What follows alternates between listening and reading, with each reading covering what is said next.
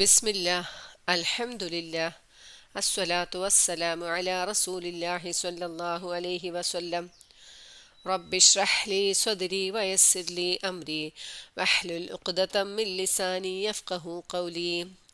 അസ്സലാമു അലൈക്കും വറഹ്മത്തുള്ളാഹി വബറകാതുഹു. അൽഹംദുലില്ലാ, അള്ളാഹുവിൻ്റെ അനുഗ്രഹം കൊണ്ട് നമ്മൾ സൂറത്തു നിസാ മുഴുവനായിട്ടൊന്ന് മനസ്സിലാക്കി.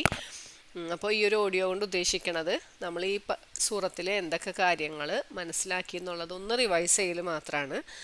ഏറ്റവും ഷോർട്ടായിട്ട് നമുക്ക് എന്തൊക്കെയാണ് നമ്മളിതിൽ പഠിച്ചത് എന്നൊന്ന് ഓർക്കുക. ഇപ്പോൾ സൂറത്തു നിസാ മദീനയിൽ അവതരിച്ച സൂറത്താണ്. 176 ആയത്തുകളാണ് അതിലുള്ളത്. പിന്നെ ഇതിൽ നമുക്ക് പെട്ടെന്ന് ആലോചിക്കുമ്പോൾ സൂറത്തു നിസാ എന്ന് പറയുമ്പോൾ സ്ത്രീകളെ സംബന്ധിച്ച കാര്യങ്ങളാണ് കൂടുതലും ഇതിൽ പറഞ്ഞിരിക്കണേന്ന് നമുക്ക് മനസ്സിലാവും അല്ലേ. പിന്നെ അനന്തരാവകാശ നിയമങ്ങൾ, അതാണ് കൂടുതൽ ഹൈലൈറ്റ് ചെയ്ത് പെട്ടെന്ന് ഓർമ്മ വരാം അല്ലേ. അനന്തരാവകാശ നിയമങ്ങൾ പറഞ്ഞ സൂറത്താണിത്.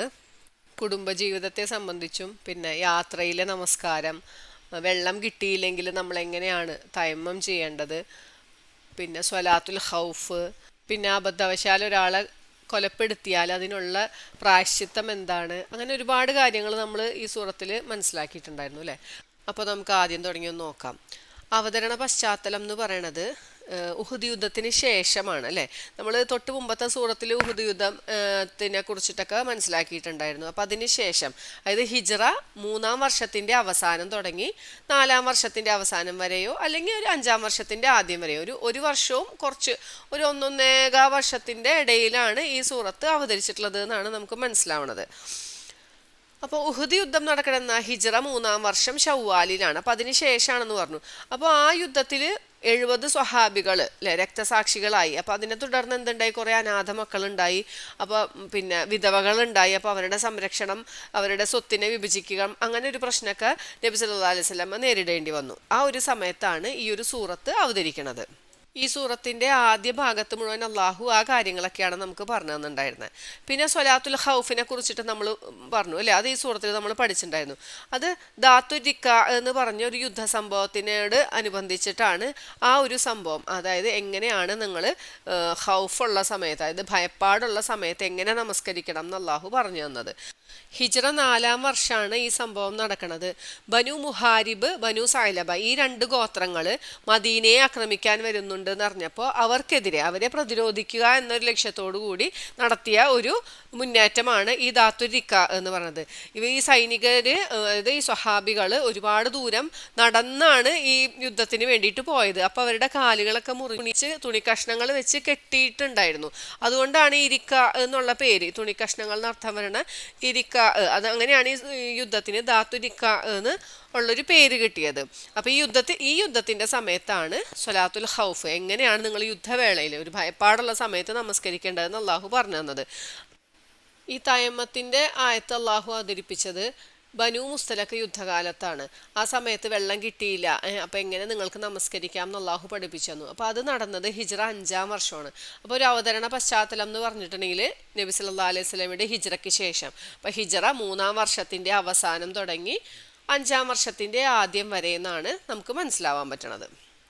ഈ സൂറത്ത് അള്ളാഹു തുടങ്ങണത് യാ യുഹന്നാസ് എന്ന് പറഞ്ഞിട്ടാണ്, ഹേ ജനങ്ങളെ എന്ന് പറഞ്ഞിട്ടാണ് തുടങ്ങണത്. അപ്പം നമുക്ക് ഖുർആനിൽ 2 സൂറത്തുകളാണ് അങ്ങനെ യാ യുഹന്നാസ് വെച്ച് തുടങ്ങണത്. ഒന്ന് സൂറത്തു നിസാഉം ഒന്ന് സൂറത്തു ഹജ്ജും ആണ്.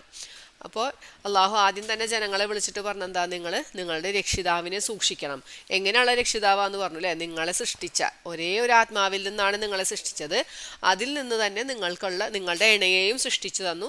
പിന്നെ അവരിൽ നിന്നും ഒരുപാട് സ്ത്രീകളെയും പുരുഷന്മാരെയൊക്കെ സൃഷ്ടിച്ചു. അതായത് ആദം നബി അലൈഹി സ്വലാമിനെയും ഹവ്വാ ബീവിനെയും സൃഷ്ടിച്ച കാര്യവും അവരിൽ നിന്നുമാണ് ഈ ലോകത്ത് കാണുന്ന എല്ലാ സ്ത്രീകളും പുരുഷന്മാരും ഒക്കെ അള്ളാഹു സൃഷ്ടിച്ചത്.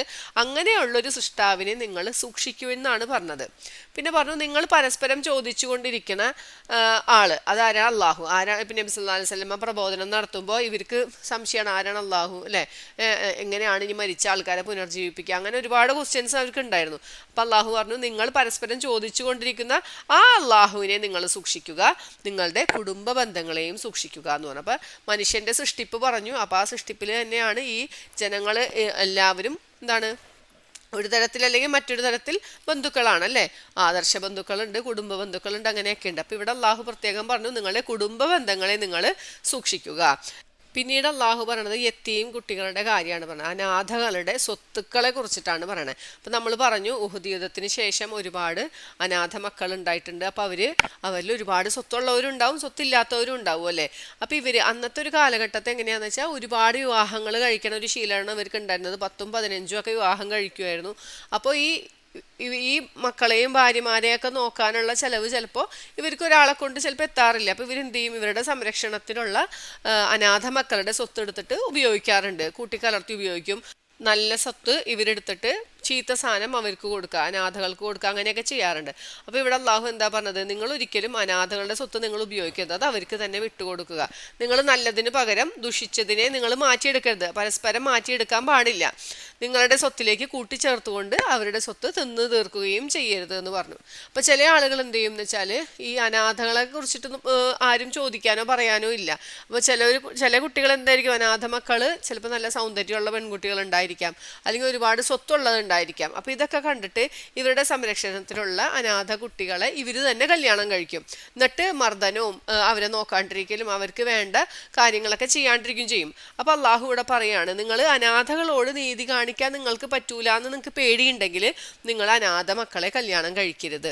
നിങ്ങൾ മറ്റുള്ള സ്ത്രീകളിൽ നിന്നും നിങ്ങൾക്ക് നന്നായി തോന്നണ 2, 3, 4 വരെ നിങ്ങൾക്ക് കഴിക്കാം. മാക്സിമം ഒരു സമയത്ത് 4 പേരെ വേണമെങ്കിൽ നിങ്ങൾക്ക് വിവാഹം കഴിക്കാം. എന്നാൽ പോലും ഒരു അനാഥ കുട്ടിയെ നിങ്ങൾ ബുദ്ധിമുട്ടിപ്പിക്കരുത് എന്നാണ് ഇവിടെ അള്ളാഹു പറയണത്. ആ ഒരു സമയത്ത് ഒരുപാട് വിവാഹങ്ങൾ കഴിച്ചിരുന്ന ഒരു കാലഘട്ടമാണ്. അപ്പം അള്ളാഹു അവിടെ അതിനൊരു നിയന്ത്രണം ഏർപ്പെടുത്തുക ചെയ്ത, മാക്സിമം നിങ്ങൾക്ക് 4 വരെ പറ്റുള്ളൂ.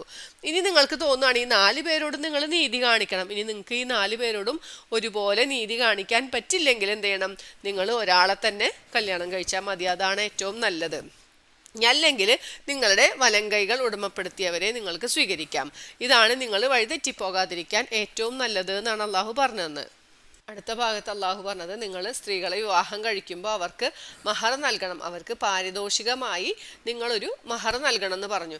ഇനി ആ മഹർ നൽകിയാൽ അതിൻ്റെ പൂർണ്ണ അവകാശം ആർക്കാണ്, സ്ത്രീക്ക് തന്നെയാണ്. കൊടുത്ത് പിന്നെ തിരിച്ചിങ്ങോട്ട് എടുക്കാൻ പറ്റില്ല. ഈ സ്ത്രീ പൂർണ്ണ മനസ്സാലെ തൻ്റെ ഭർത്താവിന് വിട്ടുകൊടുത്താൽ മാത്രം അയാൾക്ക് അത് തൃപ്തിപ്പെട്ട് ഉപയോഗിക്കാം. ഇനി ഒരിക്കൽ അത് കൊടുത്തു, പിന്നീട് ആ സ്ത്രീക്ക് തോന്നുകയാണ്, ഇപ്പം അന്ന് ഈ കൊടുക്കണ സമയത്ത് ചിലപ്പോൾ ഈ പുരുഷൻ ചിലപ്പോൾ സാമ്പത്തികമായി ബുദ്ധിമുട്ടുണ്ടായിരിക്കും, ആ ഒരു സമയത്തായിരിക്കാം ചിലപ്പോൾ കൊടുത്തിട്ടുണ്ടാവുക. ഇനിയല്ല, ഇനിയിപ്പോൾ ഇയാൾക്ക് സാമ്പത്തികമായി ഇയാൾ ഒരു പുരോഗതിയൊക്കെ വന്നു കഴിഞ്ഞു, അപ്പോൾ ഈ സ്ത്രീക്ക് തൻ്റെ മഹർ തിരിച്ചു കിട്ടണം എന്ന് തോന്നുകയാണെങ്കിൽ ഈ നിർബന്ധമായും ഇദ്ദേഹം ആ സ്ത്രീക്ക് അയാളുടെ മഹർ തിരിച്ചു കൊടുക്കണം എന്നാണ് അള്ളാഹു പഠിപ്പിച്ചു തരുന്നത്. അപ്പോൾ ഈ സ്ത്രീകൾക്ക് ഒരിക്കലും സ്വത്തവകാശം ഇല്ലാത്തൊരു സമയത്താണ് അള്ളാഹു സ്ത്രീകൾക്ക് വേണ്ടി ഈ മഹർ നൽകണം, അവർക്കൊരു സ്വത്ത് നിങ്ങൾ കൊടുക്കണം എന്ന് ഒരു നിയമം പഠിപ്പിച്ചു തന്നു അല്ലേ. നേരത്തെ അള്ളാഹു പറഞ്ഞു, എന്താ അനാഥകളുടെ സ്വത്ത് നിങ്ങൾ ഉപയോഗിക്കരുത്, നിങ്ങൾ മാറ്റിയെടുക്കരുത് എന്നൊക്കെ പറഞ്ഞു. അപ്പോൾ ഈ സ്വത്ത് ഇനി എങ്ങനെ ഇവർക്ക് തിരിച്ചേൽപ്പിക്കാം, എപ്പോഴാണ് കൊടുക്കേണ്ടത്, അല്ലെങ്കിൽ എങ്ങനെയാണ് കൊടുക്കേണ്ടതെന്നാണ് പിന്നത്തെ ഭാഗം അള്ളാഹു പറഞ്ഞത് അല്ലേ. ഈ അനാഥ കുട്ടികൾ ഒരു പ്രായപൂർത്തി എത്തി അവർക്കൊരു ഇത് സ്വത്ത് കൈകാര്യം ചെയ്യാനുള്ള ഒരു സാമർഥ്യമൊക്കെ ഉണ്ടോയെന്ന് നിങ്ങൾ ആദ്യം പരീക്ഷിച്ച് നോക്കുക. എന്നിട്ട് അങ്ങനെ എത്തിയാൽ മാത്രം, അല്ലെങ്കിൽ ഒരു വിവാഹപ്രായത്തിലെത്തി അവർക്ക് അതിനുള്ള കൈകാര്യം ഒക്കെ ചെയ്യാനുള്ള സാമർഥ്യമൊക്കെ വന്നു എന്ന് കണ്ടാലാണ് നിങ്ങൾ ഈ സ്വത്ത് ഏൽപ്പിക്കേണ്ടത്. ഇനി അല്ല, ഇവർ അതിനുള്ളൊരു പ്രാപ്തി ഇവർക്ക് ഇല്ലെങ്കിൽ ഈ ഭോഷന്മാരുടെ കയ്യിൽ കൊണ്ടുപോയി സ്വത്ത് ഏൽപ്പിക്കരുത്. കാരണം എന്താ, അത് നശിപ്പിച്ചു പോവല്ലേ. അപ്പം നിങ്ങൾ അതിൻ്റെ സംരക്ഷണം ഏറ്റെടുക്കുമ്പോൾ ആ കുട്ടികൾ ഇത് നല്ല രീതിയിൽ ഉപയോഗിക്കാനുള്ളൊരു പ്രാപ്തി എത്തുമ്പോൾ മാത്രം നിങ്ങൾ തിരിച്ചു കൊടുക്കുക. നിങ്ങൾ ഒരിക്കലും ഈ അനാഥ മക്കൾ പ്രായപൂർത്തി എത്തുന്നതിന് മുമ്പ് അവരുടെ സ്വത്ത് ഉപയോഗിച്ച് തീർക്കരുത് എന്നാണ് അള്ളാഹു പറഞ്ഞത് അല്ലേ. അയ്യോ അവർ വലുതാവുന്നുണ്ട്, അവർ വലുതായി പ്രായപൂർത്തി എത്തുന്നതിന് മുമ്പ് നമുക്ക് അങ്ങോട്ട് ചിലവാക്കി തീർക്കാം എന്ന് ആരും വിചാരിക്കേണ്ട, അത് നിങ്ങൾ സൂക്ഷിക്കുക. ഇപ്പോൾ ഒരു ധനികനായ ഒരാളാണ്, തനിക്ക് ഈ മക്കളെ സംരക്ഷിക്കാനുള്ള പ്രാപ്തി ഉണ്ടെങ്കിൽ ഒരിക്കലും ഈ അനാഥ കുട്ടികളുടെ സ്വത്തിൽ നിന്ന് എടുക്കാണ്ട് സ്വന്തം ചെലവിൽ അവരെ സംരക്ഷിക്കുക, അവർക്ക് ഭക്ഷണവും വസ്ത്രമൊക്കെ നൽകുക. ഇനി അല്ല, തീരെ ദരിദ്രനായ ഒരാളാണ് ഇവരെ സംരക്ഷിക്കണമെങ്കിൽ അത്യാവശ്യം വേണ്ടത് മാത്രം അവരിൽ നിന്ന് എടുക്കുക, നമ്മളതിൽ മാന്യത കാണിക്കണം എന്നാണ് അള്ളാഹു പറഞ്ഞത്. മര്യാദ അനുസരിച്ച് നിങ്ങൾക്ക് അതിൽ നിന്ന് എടുക്കാം. ഇനി നിങ്ങൾ ഈ സ്വത്ത് അനാഥ മക്കളെ ഏൽപ്പിക്കുമ്പോൾ അവിടെ ഒരു സാക്ഷി ഉണ്ടായിരിക്കണം എന്നാണ് അള്ളാഹു പറഞ്ഞത്. കണക്ക് നോക്കാൻ അള്ളാഹു തന്നെ മതി, പക്ഷെ നിങ്ങളിത് ഏൽപ്പിച്ചു കൊടുക്കുമ്പോൾ ഒരു സാക്ഷി നിങ്ങൾക്കിടയിൽ ഉണ്ടായിരിക്കണം എന്ന് പറഞ്ഞു തന്നു. അടുത്ത ഭാഗത്ത് അള്ളാഹു പറഞ്ഞു തന്നത്, അനന്തരാവകാശ സ്വത്തിൽ പുരുഷന്മാരെ പോലെ തന്നെ സ്ത്രീക്കും അവകാശമുണ്ട്. ആ സ്വത്ത് എത്ര കൂടുതലായാലും എത്ര കുറഞ്ഞതായാലും ഈ 2 കൂട്ടർക്കും അതിൽ ഓഹരി ഉണ്ട് എന്ന് അള്ളാഹു പറഞ്ഞു.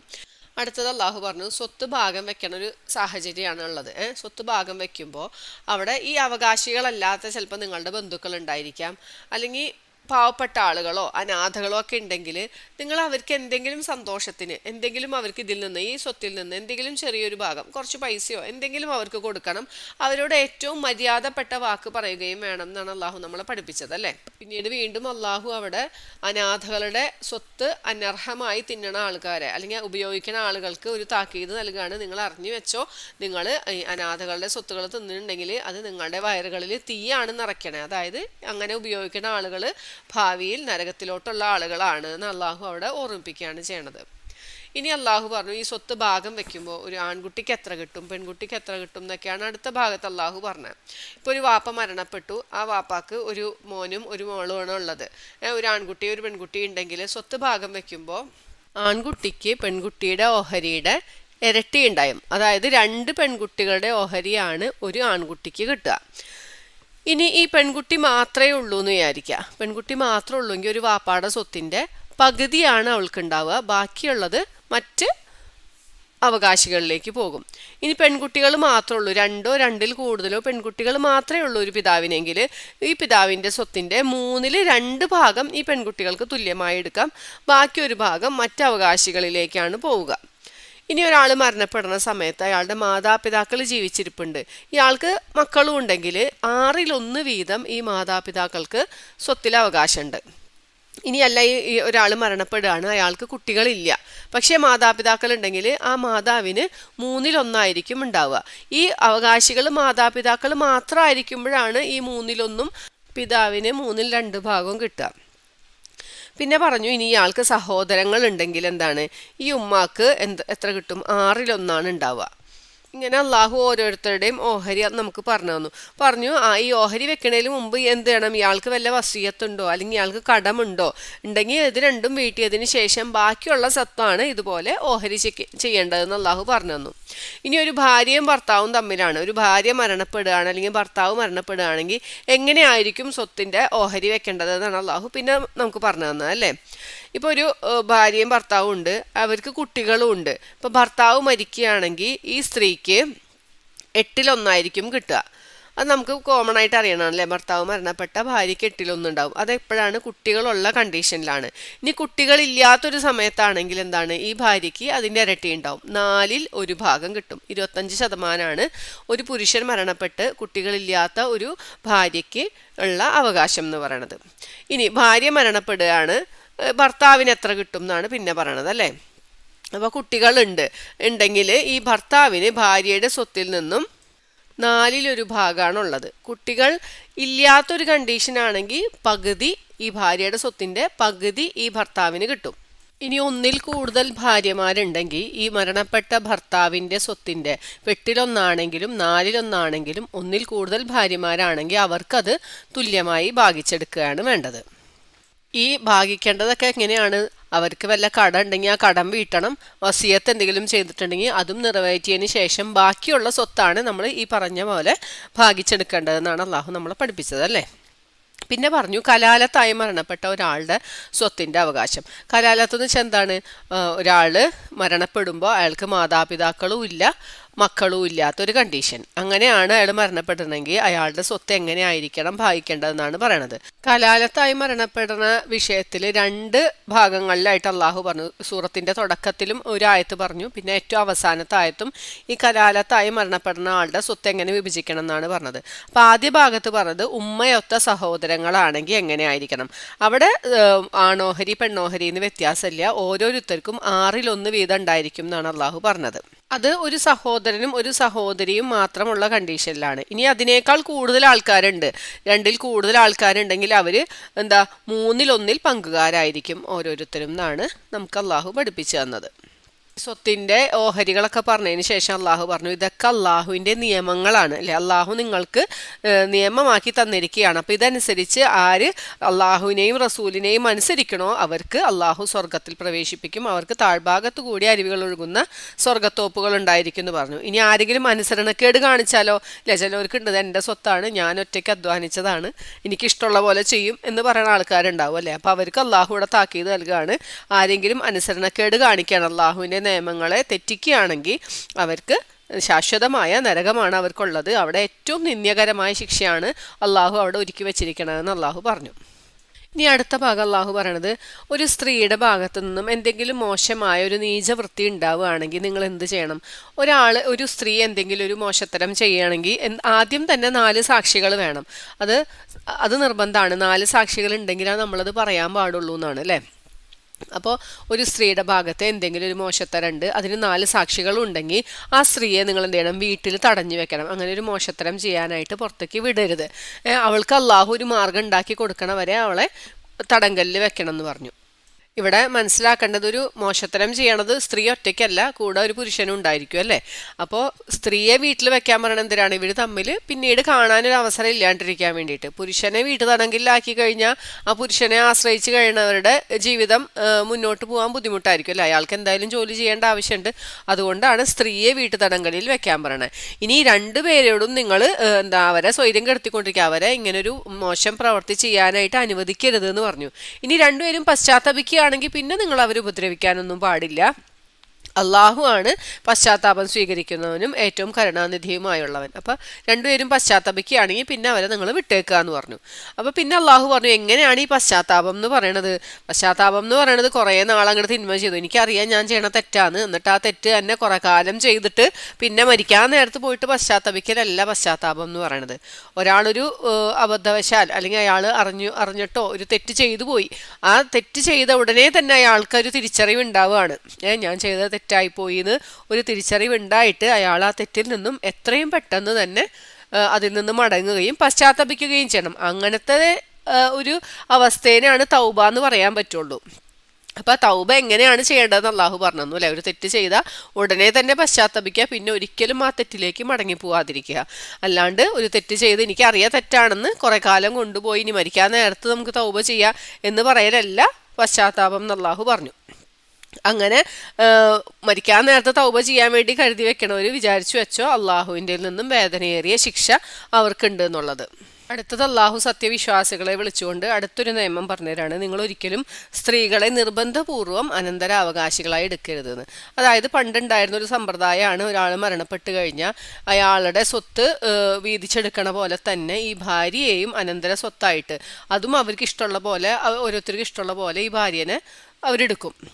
അപ്പം അങ്ങനൊരു എടുക്കാൻ പാടില്ല. അവിടെ അല്ലാഹു ഒരു നിയമം ഏർപ്പെടുത്താണ്, നിങ്ങൾക്ക് അങ്ങനെ തോന്നിയ പോലെ ഒരു അനന്തരാവകാശ സ്വത്തായിട്ട് സ്ത്രീയെ നിങ്ങൾ ഉപയോഗിക്കാൻ പാടില്ല. ഒരിക്കലും അവളുടെ സ്വത്തുണ്ട്, ഇപ്പോൾ ഒരു ഭാര്യ ധനികയാണ്, അല്ലെങ്കിൽ ഭാര്യയുടെ പേരിൽ കുറേ സ്വത്തുണ്ട്, അതിൻ്റെ ഭർത്താവ് മരണപ്പെട്ടെങ്കിൽ ഈ ഭർത്താവിൻ്റെ വീട്ടുകാർ ഈ ഭാര്യനെ തടങ്കലിൽ വെക്കും. കാരണം ഇവള് പോയി കഴിഞ്ഞാൽ ഈ സ്വത്ത് മുഴുവൻ പോവുമല്ലോ എന്ന് ഓർത്തിട്ട്. അങ്ങനെ നിങ്ങൾ ചെയ്യാൻ പാടില്ല. ഈ ഭാര്യയുടെ ഭാഗത്തുനിന്ന് ഒരു മോശത്തരം ഉണ്ടാവുകയാണെങ്കിൽ നിങ്ങൾക്ക് അതനുസരിച്ച് പ്രതികരിക്കാം. അല്ലാത്തടത്തോളം നിങ്ങൾ ഏറ്റവും നല്ല രീതിയിൽ ായിരിക്കണം ആ ഭാര്യയോട് വർത്തിക്കേണ്ടത്.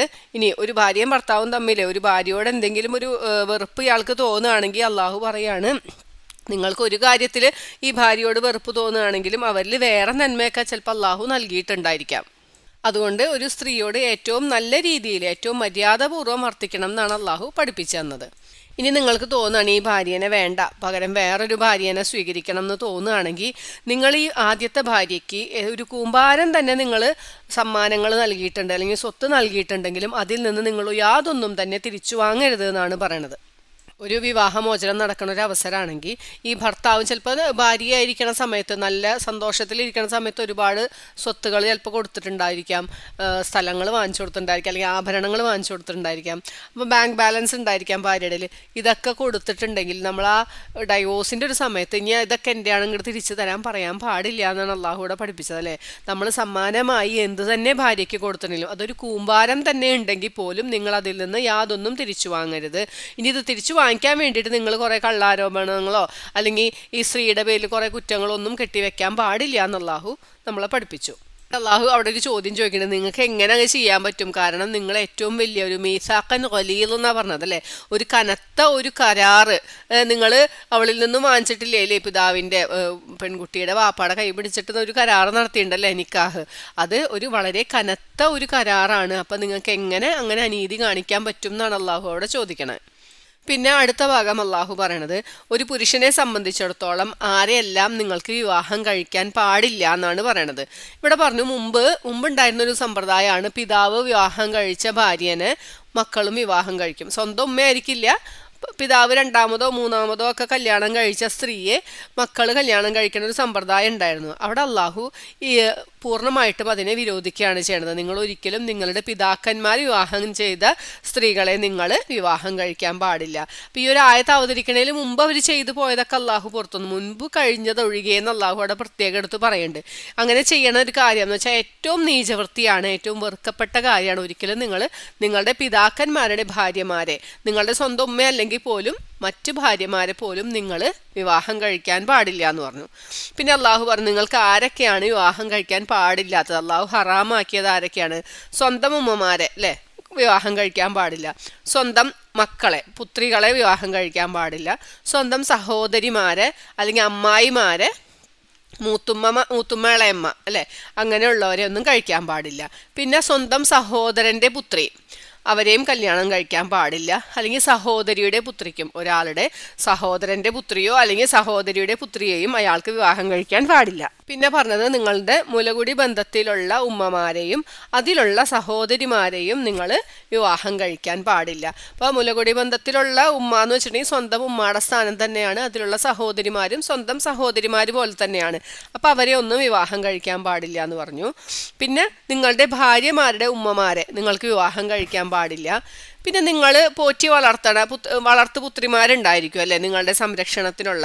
അത് സ്വന്തം ഭാര്യ, രണ്ടാമത് കല്യാണം കഴിച്ചൊരു ഭാര്യ ആയിരിക്കാം. ആ ഭാര്യയ്ക്ക് ആദ്യത്തെ വിവാഹത്തിലൊരു കുട്ടി ഉണ്ടെങ്കിൽ ആ പെൺകുട്ടിയെ നിങ്ങൾക്ക് വിവാഹം കഴിക്കാൻ പാടില്ല. എങ്ങനെയാണെങ്കിൽ നിങ്ങൾ ഈ സ്ത്രീയുമായി ശാരീരിക ബന്ധത്തിൽ ഏർപ്പെട്ട് കഴിഞ്ഞാൽ പിന്നെ ആ പെൺകുട്ടി നിങ്ങളുടെ മകളെ പോലെ തന്നെയാണ്, വിവാഹം കഴിക്കാൻ പാടില്ല. ഇനിയല്ല നിങ്ങൾ അവളുമായി ശാരീരിക ബന്ധത്തിൽ ഏർപ്പെട്ടിട്ടില്ലെങ്കിൽ നിങ്ങൾക്കതിൽ തെറ്റില്ല എന്ന് അല്ലാഹു പറഞ്ഞു തന്നു. പിന്നെ നിങ്ങളുടെ പുത്രന്മാരുടെ ഭാര്യമാരെ, സ്വന്തം മുതുകിൽ നിന്നും, അതായത് വളർത്തുപുത്രന്മാരല്ല, സ്വന്തം പുത്രന്മാരുടെ ഭാര്യമാരെ നിങ്ങൾക്ക് വിവാഹം കഴിക്കാൻ പാടില്ല എന്ന് പറഞ്ഞു. പിന്നെ ഒരേ സമയം രണ്ട് സഹോദരിമാരെ, ഒരു വാപ്പാന്റെ രണ്ട് പെൺകുട്ടികളെ ഒരേ സമയത്ത് ഒരാൾക്ക് വിവാഹം കഴിക്കാൻ പാടില്ല. ഇതൊക്കെ പറഞ്ഞിട്ട് അള്ളാഹു അവിടെ പറയേണ്ടത് നിങ്ങൾ മുൻപ് ചെയ്തു വെച്ചത് ഒഴികെ, മുമ്പ് ഈ ഒരു നിയമം വരണേൽ മുമ്പ് ചിലപ്പോൾ അങ്ങനെയൊക്കെ കഴിച്ചിട്ടുണ്ടായിരിക്കാം. ഒരു വീട്ടിൽ നിന്ന് രണ്ട് ചേട്ടത്തിനെയും അനിയത്തിനെയും ഒരാൾ തന്നെ കല്യാണം കഴിച്ചിട്ടുണ്ടാവും ഒരേ സമയം. അപ്പം അതൊക്കെ അള്ളാഹു പുറത്തു വന്നു. അള്ളാഹു ഏറ്റവും പൊറുക്കുന്നവനും കരുണാനിധിയുമാണ്. ഈ ഒരു ആയത്ത് അവതരിച്ചതിന് ശേഷം നിങ്ങൾക്ക് ഈ പറഞ്ഞ ആളുകളെ ഒന്നും വിവാഹം കഴിക്കാൻ പാടുള്ളതല്ല എന്നാണ് അള്ളാഹു പറഞ്ഞത്. പിന്നെ ഒരു കൂട്ടരെ അള്ളാഹു പ്രത്യേകം എടുത്ത് പറഞ്ഞു, വിവാഹം കഴിച്ച സ്ത്രീകളെ, മറ്റൊരാളുടെ ഒരു ഭാര്യനെ പോയിട്ട് നിങ്ങൾക്ക് വിവാഹം കഴിക്കാൻ പാടില്ല അല്ലേ, അയാൾ വിവാഹമോചനം ചെയ്യാത്തടത്തോളം പോയിട്ട് വേറൊരാളുടെ ഭാര്യനെ നിങ്ങൾക്ക് വിവാഹം കഴിക്കാൻ പാടില്ല. ഇതൊക്കെ അള്ളാഹുവിൻ്റെ നിയമങ്ങളാണ്. ഇതനുസരിച്ചായിരിക്കണം നിങ്ങൾ പെരുമാറേണ്ടത് അല്ലെങ്കിൽ ജീവിക്കേണ്ടത്. നിങ്ങൾ നിങ്ങളുടെ സ്വത്തുക്കൾ കൊടുത്തുകൊണ്ട്, അതായത് മഹർ നൽകിക്കൊണ്ട്, ചാരിത്രം സൂക്ഷിക്കുന്നവരായിക്കൊണ്ട്, നീചവൃത്തിയിലൊന്നും ഏർപ്പെടാത്ത രീതിയിലായിരിക്കണം ഒരു വിവാഹം കഴിക്കേണ്ടത് അല്ലെ. ഒരു വിവാഹം കഴിച്ച് പിന്നെ വേറെ മോശത്തരത്തിന് പോകാൻ പാടില്ല എന്ന്. ഇതൊന്നും പോകാണ്ടിരിക്കാൻ വേണ്ടിയിട്ടാണ് നിങ്ങൾക്ക് അള്ളാഹു ഇണകളെ ഏർപ്പെടുത്തി തരണത് അല്ലെ, ഹലാലായ രീതിയിൽ ഇണകളെ തരണത്. ഇവിടെ വീണ്ടും അള്ളാഹു വിവാഹ മൂല്യങ്ങൾ കൊടുക്കണതിനെ കുറിച്ച് ഒന്നും കൂടി ഓർമ്മിപ്പിക്കുകയാണ്. നിങ്ങളുടെ സ്വത്തിൽ നിന്നും നിങ്ങൾ അവർക്ക് വിവാഹ മൂല്യങ്ങൾ കൊടുക്കണം. കാരണം നിങ്ങൾ അവരിൽ നിന്നും സുഖം ആസ്വദിക്കുന്നുണ്ട് അല്ലേ, ഒരുമിച്ച് ജീവിക്കുന്നുണ്ട്. അപ്പം നിങ്ങളത് കൊടുക്കണം. ഒരു വിവാഹ മൂല്യം നിശ്ചയിച്ചതിന് ശേഷമാണ് വിവാഹം നടക്കുക അല്ലേ. അപ്പം തന്നെ ചിലപ്പോൾ കൊടുത്തോളണം എന്നില്ല. അത് കഴിഞ്ഞിട്ട് പിന്നെ നിങ്ങൾ തമ്മിൽ പരസ്പരം തൃപ്തിപ്പെട്ടുകൊണ്ട് അതിലെന്തെങ്കിലും ഭേദഗതി വരുത്തിയാൽ അതിൽ കുഴപ്പമില്ല എന്ന് അള്ളാഹു പറയുന്നുണ്ട്. നമ്മൾ ഡീറ്റെയിൽ ആയിട്ട് ഈ ആയത്ത് പഠിച്ചപ്പോൾ അതെന്താണെന്നൊക്കെ മനസ്സിലാക്കിയിട്ടുണ്ടായിരുന്നു. ഇനി ഒരു പുരുഷന് വിവാഹ മൂല്യം കൊടുക്കാൻ, അതായത് മഹർ കൊടുക്കാനുള്ള സാമ്പത്തിക ശേഷിയില്ല. ഒരു സ്വതന്ത്ര സ്ത്രീയെ, അതായത് സത്യവിശ്വാസിയായ ഒരു സ്വതന്ത്ര സ്ത്രീയെ വിവാഹം കഴിക്കണമെങ്കിൽ അവർ പറയണ മഹർ കൊടുക്കണോ അല്ലേ, ആ സ്ത്രീ ആവശ്യപ്പെടുന്ന മഹർ കൊടുക്കേണ്ടി വരും. അപ്പോൾ അത് കൊടുക്കാൻ കഴിവില്ലാത്ത ഒരാളാണെങ്കിൽ അയാൾ എന്ത് ചെയ്യണം, അവരുടെ ബാല്യക്കാരികളിൽ നിന്നും അല്ലെങ്കിൽ സ്വന്തം വലങ്കൈകൾ ഉടമപ്പെടുത്തിയവരിൽ നിന്നും വിവാഹം കഴിക്കുക. അപ്പോൾ അവർക്ക് വലിയ ഡിമാൻഡ് ഉണ്ടാവില്ല, ഇത്രയ്ക്കും വിവാഹമൂല്യം കൊടുക്കേണ്ട ആവശ്യം ഉണ്ടാവില്ല. അപ്പോൾ വിവാഹമൂല്യം അവിടെയും കൊടുക്കണം, പക്ഷേ ഇങ്ങനെ ഡിമാൻഡ് ചെയ്യുന്നുണ്ടാവില്ല. അപ്പോൾ അങ്ങനത്തെ കേസിൽ നിങ്ങൾക്ക് നിങ്ങളുടെ ബാല്യക്കാരികളിൽ നിന്നും നിങ്ങൾക്ക് വിവാഹം കഴിക്കാം എന്നാണ് അള്ളാഹു പറഞ്ഞു തന്നത്. ഇവിടെയും സത്യവിശ്വാസിനികളായിരിക്കണം എന്ന് അള്ളാഹു പ്രത്യേകം എടുത്ത് പറയേണ്ടതാ. സത്യവിശ്വാസിനികളായ നിങ്ങളുടെ ബാല്യക്കാരികളിൽ നിന്നും നിങ്ങൾക്ക് വിവാഹം കഴിക്കാം. അപ്പോൾ അവരുടെ ഈ ബാല്യക്കാരികളുടെ വീട്ടുകാരുടെ സമ്മതപ്രകാരം നിങ്ങൾക്ക് അവരെ വിവാഹം കഴിക്കാം. അവർക്ക് വേണ്ട മഹർ നിങ്ങൾ കൊടുക്കണം. പിന്നീട് നിങ്ങളൊരു രഹസ്യ വീഴ്ചക്കാരെ വെക്കാത്ത രീതിയിൽ അല്ലെങ്കിൽ മോശപ്രവൃത്തിക്ക് പോവാത്ത രീതിയിലുള്ളവരെ ആയിരിക്കണം നിങ്ങൾ വിവാഹം കഴിക്കേണ്ടത്. അങ്ങനെ ഒരു ബാല്യക്കാരീനെ അല്ലെങ്കിൽ സ്വന്തം വലങ്കൈ ഉടമപ്പെടുത്തിയ അടിമകളിൽ നിന്നും വിവാഹം കഴിച്ച് അങ്ങനെ അവൾക്ക് സംരക്ഷണം ലഭിച്ചു കഴിഞ്ഞതിന് ശേഷം എന്തെങ്കിലും നീചവൃത്തിക്ക് പോവുകയാണെങ്കിൽ സാധാരണ സ്വതന്ത്ര സ്ത്രീകളുടെ മേലുള്ള ശിക്ഷയുടെ പകുതി ശിക്ഷയായിരിക്കും ഇവർക്ക് ഉണ്ടായിരിക്കുക എന്നാണ് പറഞ്ഞത്. കാരണം ഇവർക്ക് സംരക്ഷണം കിട്ടണത് ഈ ഭർത്താവിൻ്റെ അടുത്തു നിന്നാണ് അല്ലെ, വീട്ടുകാരുടെ സംരക്ഷണമോ വേറൊരു സംരക്ഷണവും ഇല്ല. സ്വതന്ത്ര സ്ത്രീയെ സംബന്ധിച്ചിടത്തോളം ഭർത്താവിൻ്റെ സംരക്ഷണമുണ്ട്, സ്വന്തം വീട്ടുകാരുടെ സംരക്ഷണവും ഒക്കെ ഉണ്ട്. അപ്പം ഇനി എന്തെങ്കിലും നീചവൃത്തിക്ക് പോയാൽ സ്വതന്ത്ര സ്ത്രീകൾക്ക് കൊടുക്കണ ശിക്ഷയുടെ പകുതി ശിക്ഷയായിരിക്കും ഈ അടിമ സ്ത്രീകൾക്ക് ഉണ്ടാവുക എന്നാണ് അള്ളാഹു പറഞ്ഞു തന്നത്. അള്ളാഹു പ്രത്യേകം പറഞ്ഞു ഈ അടിമ സ്ത്രീകളിൽ നിന്നും വിവാഹം കഴിക്കാം എന്ന് അള്ളാഹു അനുവാദം നൽകിയിട്ടുണ്ടെങ്കിലും അത് ഏറ്റവും അസഹ്യത ഭയപ്പെടുന്നവർക്കാണ്. തീരെ വിവാഹം കഴിക്കാണ്ട് പറ്റില്ല എന്നുള്ളൊരു കണ്ടീഷൻ വരുമ്പോൾ മാത്രമാണ് നമുക്ക് അല്ലെങ്കിൽ കുറച്ച് ക്ഷമിക്കുക, പൈസ ഉണ്ടാക്കിയിട്ട് സ്വതന്ത്ര സ്ത്രീകളിൽ നിന്നും അവർക്ക് പറ്റിയ സ്ത്രീകളിൽ നിന്നും വിവാഹം കഴിക്കാം. അങ്ങനെ സാമ്പത്തികമായി തീരെ കഴിവുമില്ല എന്നാൽ വിവാഹം കഴിക്കാണ്ട് നിവൃത്തിയില്ല എന്ന് തോന്നുന്ന ആളുകൾക്ക് മാത്രമാണ് അള്ളാഹു ഇങ്ങനൊരു അനുവാദം നൽകിയിരിക്കണമെന്ന് അള്ളാഹു പറഞ്ഞു. കാരണം ഒത്തുപോകാനൊക്കെ ബുദ്ധിമുട്ടുണ്ടായിരിക്കും അല്ലെ, അടിമ സ്ത്രീകൾക്ക് ചിലപ്പോൾ ഇത്രയും സംസ്കാരം ഉണ്ടാവണം എന്നില്ല, പല ബുദ്ധിമുട്ടുകളും ഉണ്ടായിരിക്കാം. അപ്പം അതുകൊണ്ടാണ് അള്ളാഹു പറഞ്ഞത് നിങ്ങളിൽ നിന്നും അസഹ്യത ഭയപ്പെടുന്നവർക്ക് വേണ്ടിയിട്ടാണ് ഇങ്ങനൊരു നിയമം അള്ളാഹു നൽകിയിട്ടുള്ളത് എന്ന് പറഞ്ഞു. അല്ലെങ്കിൽ നിങ്ങൾ ക്ഷമിക്കുന്നത് തന്നെയാണ് നിങ്ങൾക്ക് ഉത്തമം, കുറച്ച് വെയിറ്റ് ചെയ്യൽ തന്നെയാണ് നിങ്ങൾക്ക് ഉത്തമം എന്ന് അള്ളാഹു പറഞ്ഞു തന്നു. ഈ നിയമങ്ങളൊക്കെ വിവരിച്ചു തന്നിട്ട് അള്ളാഹു പറഞ്ഞു അള്ളാഹു ഉദ്ദേശിക്കണം എന്താണ്, നിങ്ങളെ ഏറ്റവും നല്ല രീതിയിൽ മുന്നോട്ട് പോകാൻ വേണ്ടിയിട്ടാണ്. അതിനു വേണ്ടിയിട്ടാണ് അള്ളാഹു ഈ നിയമങ്ങളൊക്കെ നിങ്ങൾക്ക് തന്നിട്ടുള്ളത്. പിന്നെ മുൻകഴിഞ്ഞ പ്രവാചകന്മാരുടെ ചര്യകളൊക്കെ നിങ്ങൾ അനുസരിക്കണം എന്ന് പറയുന്നത് അതുകൊണ്ടാണ്. ദുർവൃത്തികളിൽ നിന്നും പാപങ്ങളിൽ നിന്നും ഒക്കെ നിങ്ങളെ വിമുക്തമാക്കാൻ വേണ്ടിയാണ് അള്ളാഹു ഈ നിയമങ്ങളൊക്കെ നൽകിയിട്ടുള്ളത്. നിങ്ങളുടെ നന്മയ്ക്കും ഗുണത്തിനും വേണ്ടിയാണ് ഇതെല്ലാം വിവരിച്ചതെന്ന് അള്ളാഹു പറഞ്ഞു. പക്ഷേ പിശാചിൻ്റെ ഉദ്ദേശം എന്താണ്, പിശാച് ആഗ്രഹിക്കണം നിങ്ങൾ എങ്ങനെയെങ്കിലും വഴിതെറ്റി എന്നാണ് അവൻ ഉദ്ദേശിക്കുന്നത്. അപ്പൊ ഈ രണ്ട് വ്യത്യാസവും നിങ്ങൾ തിരിച്ചറിയണം എന്നാണ് അള്ളാഹു അവിടെ പറഞ്ഞത്. ഈ നിയമങ്ങളൊക്കെ തന്നില്ലായിരുന്നെങ്കിൽ നിങ്ങൾ ഇതിൽ കൂടുതലായിട്ട് വഴിതെറ്റി പോകുമായിരുന്നു. അള്ളാഹു ഇവിടെ പ്രത്യേകം ഓർമ്മിപ്പിക്കുകയാണ് ഈ മനുഷ്യനെ സൃഷ്ടിച്ചിട്ടുള്ളത് ബലഹീനരായിക്കൊണ്ടാണ്. അപ്പൊ അള്ളാഹുവിന്റെ നിയമവ്യവസ്ഥകൾ അനുസരിച്ച് മുന്നോട്ട് പോയാൽ നിങ്ങൾക്ക് നന്നായി പോവാം. അല്ലെങ്കിൽ പിശാച് നിങ്ങളെ വഴിതെറ്റിപ്പിച്ച്, കാരണം ബലഹീനരാണ്, എങ്ങനെ വേണേലും വഴിതെറ്റിപ്പിക്കാൻ പിശാച് റെഡി ആയിട്ട് അവിടെ ഉണ്ട്. അപ്പൊ അള്ളാഹുവിൽ തന്നെ മുറുകെ പിടിച്ചാൽ നിങ്ങൾക്ക് നല്ല രീതിയിൽ പോവാം, അള്ളാഹുവിൽ നിന്നുള്ള പാപമോചനം കിട്ടും അല്ലെ. നിങ്ങൾക്ക് തെറ്റൊക്കെ പറ്റാം, നിങ്ങൾ പ്രായശ്ചിത്തം ചെയ്ത അള്ളാഹു ഏറ്റവും കൂടുതൽ പ്രായശ്ചിത്തം സ്വീകരിക്കുന്നവനാണ്, അല്ലെങ്കിൽ പശ്ചാത്താപം സ്വീകരിക്കുന്നവനാണ് അള്ളാഹു എന്നൊക്കെ നമുക്ക് പറഞ്ഞു തന്നു. അള്ളാഹു സ്വത്തിന്റെ വിഷയത്തിനെ കുറിച്ച് വീണ്ടും പറയാണ്, ഹേ സത്യവിശ്വാസികളെ, നിങ്ങൾ ഒരിക്കലും പരസ്പരം അന്യായമായി മറ്റൊരാളുടെ സ്വത്ത് നിങ്ങൾ ഉപയോഗിക്കരുത്, തിന്നരുത് എന്നാണ് പറഞ്ഞത് അല്ലേ. ഒരു തരത്തിലും നിങ്ങൾ മറ്റൊരാളുടെ സ്വത്ത് നിങ്ങൾ ഉപയോഗിക്കാൻ പാടില്ല. എങ്ങനെയല്ലാതെ നിങ്ങൾ തൃപ്തിപ്പെട്ട് നടത്തുന്ന കച്ചവടം വഴി നിങ്ങൾക്ക് സ്വത്തുകൾ അങ്ങോട്ടും ഇങ്ങോട്ടും ഒക്കെ മാറാം അല്ലെ. കൈമാറുന്നത് എങ്ങനെയാണ്, തൃപ്തിപ്പെട്ട രീതിയിലായിരിക്കണം ആ കച്ചവടം. ഒരിക്കലും ഒരാളുടെ ഒരു സാഹചര്യം അറിഞ്ഞുകൊണ്ട് ഒരു വസ്തുവിന്റെ വില ഇടിച്ചു താഴ്ത്തുകയോ അങ്ങനെ യാതൊരു നീതിയല്ലാത്ത രീതിയിലോ ഒന്നും നിങ്ങൾ ചെയ്യാൻ പാടില്ല. കച്ചവടം നടത്തുകയാണെങ്കിൽ ഏറ്റവും തൃപ്തിപ്പെട്ട രീതിയിൽ നിങ്ങൾക്ക് കച്ചവടം നടത്താം. അല്ലാണ്ട് ഒരിക്കലും നിങ്ങൾ അന്യായമായി മറ്റൊരാളുടെ സ്വത്ത് നിങ്ങൾ ഉപയോഗിക്കാൻ പാടില്ല എന്ന് അള്ളാഹു പഠിപ്പിച്ചു തരാണ്. ഇനി ആരെങ്കിലും അക്രമം കാണിക്കുകയാണെങ്കിൽ അവര് നരകത്തിന്റെ ആളുകളാണെന്ന് അള്ളാഹു പ്രത്യേകം ഓർമ്മിപ്പിച്ചു. അള്ളാഹ്ക്ക് അത് ഒരു ബുദ്ധിമുട്ടുള്ള കാര്യമല്ല, വളരെ എളുപ്പമാണ് ഇങ്ങനത്തെ ആളുകളെ പിടിച്ച് നരകത്തിലിടാൻ. അള്ളാഹ്ക്ക് എളുപ്പമാണെന്ന് അള്ളാഹുവോട് ഓർമ്മിപ്പിക്കുകയാണ്. ഏറ്റവും ആശ്വാസകരമായ ഒരു ആയത്ത് നമുക്ക് അള്ളാഹു പറഞ്ഞു തന്നു. എന്താ, നിങ്ങൾ വൻ പാപങ്ങളെയൊക്കെ വിട്ടു നിൽക്കുകയാണെങ്കിൽ നിങ്ങളുടെ ചെറിയ തെറ്റുകളൊക്കെ അള്ളാഹു പുറത്തു തരും. അള്ളാഹു ഏറ്റവും മാന്യമായ ഒരു പ്രവേശന സ്ഥാനത്ത്, അതായത് സ്വർഗത്തിലേക്ക് നിങ്ങളെ പ്രവേശിപ്പിക്കും. ഈ വൻപാപങ്ങൾ എന്തൊക്കെയാണെന്ന് നമുക്ക് പഠിപ്പിച്ചു തന്നിട്ടുണ്ടല്ലേ. അപ്പോൾ ആ വൻപാപങ്ങളെയൊക്കെ നിങ്ങൾ വിട്ടു നിൽക്കുകയാണെങ്കിൽ നിങ്ങൾക്കൊരു സന്തോഷ വാർത്ത അള്ളാഹുവിടെ പറഞ്ഞുതരാണ്. ഏറ്റവും വലിയ വൻപാപം ഏതാണ്? ഷിർക്കല്ലേ. ഷിർക്ക് മാത്രമല്ല, തുടർന്നുള്ള കുറെ കാര്യങ്ങളും അള്ളാഹും റസൂലും നമുക്ക് പഠിപ്പിച്ചു തന്നിട്ടുണ്ട് വൻപാപങ്ങൾ ഏതാണ്. ആ വൻപാപങ്ങളിൽ നിന്നൊക്കെ വിട്ടുനിന്നാൽ നിങ്ങളുടെ ചെറിയ ചെറിയ തിന്മകളൊക്കെ അള്ളാഹു മായ്ച്ചു തരും എന്ന് പറഞ്ഞു. അപ്പോൾ ഇതിൽ നിന്ന് നമുക്കറിയാം എന്തായാലും തിന്മ ചെയ്യാത്ത ആളുകൾ ആരും ഉണ്ടാവില്ല. മനുഷ്യനാണ്, ബലഹീനനായിട്ടാണ് സൃഷ്ടിച്ചതെന്ന് അള്ളാഹു നേരത്തെ പറഞ്ഞു തന്നു. അപ്പോൾ തെറ്റുകൾ വരാം, ചെറിയ തെറ്റുകളൊക്കെ അള്ളാഹു പുറത്തു തരും എന്ന് പറഞ്ഞു. നമ്മൾ വലിയ തെറ്റിലേക്ക് പോവാണ്ട് നമ്മൾ മാക്സിമം ശ്രദ്ധിക്കണം. മാക്സിമം എന്നല്ല, തീരെ അങ്ങോട്ട് അടുക്കരുത് എന്നാണ് അള്ളാഹു നമ്മളെ പഠിപ്പിച്ചു തന്നത്. അള്ളാഹു അടുത്തൊരു പാഠം നമ്മളെ പഠിപ്പിക്കണം എന്താ വെച്ചാൽ, നിങ്ങളിൽ ചിലർക്ക് ചിലരേക്കാൾ അള്ളാഹു ശ്രേഷ്ഠത നൽകിയിട്ടുണ്ട് അല്ലെ. ചിലപ്പോൾ ചില വിഷയത്തിൽ പുരുഷനേലും ശ്രേഷ്ഠത സ്ത്രീക്കായിരിക്കാം, ചില സമയത്ത് സ്ത്രീയിലേനും ശ്രേഷ്ഠത പുരുഷനായിരിക്കാം നൽകിയിട്ടുണ്ടാവുക. അപ്പം നിങ്ങൾ പരസ്പരം മറ്റുള്ളവർക്ക് അല്ലെങ്കിൽ മറ്റുള്ള ആളുകൾക്ക് എന്തെങ്കിലും അനുഗ്രഹം കിട്ടുമ്പോൾ നമ്മളത് കൊതിക്കരുത്. അത് അള്ളാഹു ഓരോരുത്തർക്കും നൽകിയതാണെന്ന് മനസ്സിലാക്കുക. രണ്ട് കാര്യത്തിലാണ് നമുക്ക് അസൂയ ഉണ്ടാവാൻ അനുവാദമുള്ളൂ. ഏതൊക്കെ കാര്യത്തിലാണ് നമ്മൾ മനസ്സിലാക്കിയിട്ടുണ്ടാവും അല്ലേ? ഒരാൾക്ക് അള്ളാഹു ഒരുപാട് ധനം നൽകി, എന്നിട്ട് അള്ളാഹുവിൻ്റെ മാർഗത്തിൽ അയാൾ ഒരുപാട് സൽക്കർമ്മങ്ങൾ ചെയ്യാണ്. അള്ളാഹുവിൻ്റെ മാർഗത്തിൽ ആ ധനം ചെലവഴിക്കണ കാണുമ്പോൾ നമുക്കൊരു ഉള്ളിൽ തോന്നാം, എനിക്ക് കുശുമ്പെന്ന് വെച്ചാൽ അവിടെ എങ്ങനെയാണ്, എനിക്കും ഉണ്ടായിരുന്നെങ്കിൽ എനിക്കും ഇതുപോലെ ചെലവഴിക്കാമായിരുന്നല്ലോ എന്നൊരു തോന്നൽ നമുക്ക് ഉണ്ടാവാം. പിന്നെന്താ, അള്ളാഹു ഒരാൾക്ക് വിജ്ഞാനം നൽകി, എന്നിട്ട് അയാളത് മറ്റുള്ളവരെ പഠിപ്പിക്കുകയും അതനുസരിച്ച് പ്രവർത്തിക്കുകയൊക്കെ ചെയ്യുമ്പോൾ മറ്റുള്ളവർക്ക് തോന്നാം അല്ലേ, എനിക്കും അതുപോലെ ഉണ്ടായിരുന്നെങ്കിൽ എന്ന് ഒന്ന് ആഗ്രഹിക്കാം. അല്ലാണ്ട് അള്ളാഹു വേറെ പല അനുഗ്രഹങ്ങളും മറ്റ് പലർക്കും കൊടുത്തിട്ടുണ്ടാവും. നിങ്ങൾ അതൊന്നും കണ്ടിട്ട് കൊതിക്കണ്ട. അത് അള്ളാഹു ഓരോരുത്തർക്കും നൽകിയിട്ടുള്ളതാണെന്നാണ് അള്ളാഹു പറയുന്നത്. അതിൻ്റെ പിന്നിൽ എന്താ, ചിലപ്പോൾ നന്മയും തിന്മയൊക്കെ ഉണ്ടാവാല്ലേ, അള്ളാഹു പരീക്ഷണമായിട്ടായിരിക്കാം ചിലപ്പോൾ അത് നൽകിയിട്ടുണ്ടാവുക. അപ്പോൾ അതിൽ നിങ്ങൾ കൊതിക്കരുത് എന്ന് അള്ളാഹു പറഞ്ഞു. പിന്നെ അള്ളാഹു പറഞ്ഞു, പുരുഷന്മാർ സ്ത്രീകളുടെ കൈകാര്യകർത്താക്കളാണ് അല്ലേ. പുരുഷന്മാർക്ക് എപ്പോഴും ഒരു പദവി കൂടുതൽ അള്ളാഹു നൽകിയിട്ടുണ്ട് എന്നാണ് മനസ്സിലാവണം അല്ലേ. പക്ഷേ സ്ത്രീകളെ ബഹുമാനിക്കണം, സ്ത്രീകളെ ഉപദ്രവിക്കാൻ പാടില്ല എന്നൊക്കെ അള്ളാഹു പറയുന്നുണ്ട്. എന്തുകൊണ്ടാണ് ഇവിടെ പുരുഷന്മാരെ കൈകാര്യകർത്താക്കളാക്കിയത് എന്ന് അള്ളാഹു പറഞ്ഞു. അവരാണ് സ്വത്തിൽ നിന്നും ചെലവഴിക്കുന്നത് അല്ലേ. ഈ സ്ത്രീകളെ നോക്കേണ്ട ഉത്തരവാദിത്തം ഈ പുരുഷന്മാർക്കാണ്. അതുകൊണ്ട് അള്ളാഹു ഈ സ്ത്രീകളെ കൈകാര്യകർത്താക്കളായി പുരുഷന്മാരെ ആക്കിയിട്ടുണ്ട് എന്ന് പറഞ്ഞു. പിന്നെ പറഞ്ഞു, ഒരു നല്ല സ്ത്രീ എങ്ങനെയായിരിക്കണം, ഒരു സദ്വൃത്തയായ സ്ത്രീ എങ്ങനെയായിരിക്കണം, അനുസരണയുള്ളവളായിരിക്കണം.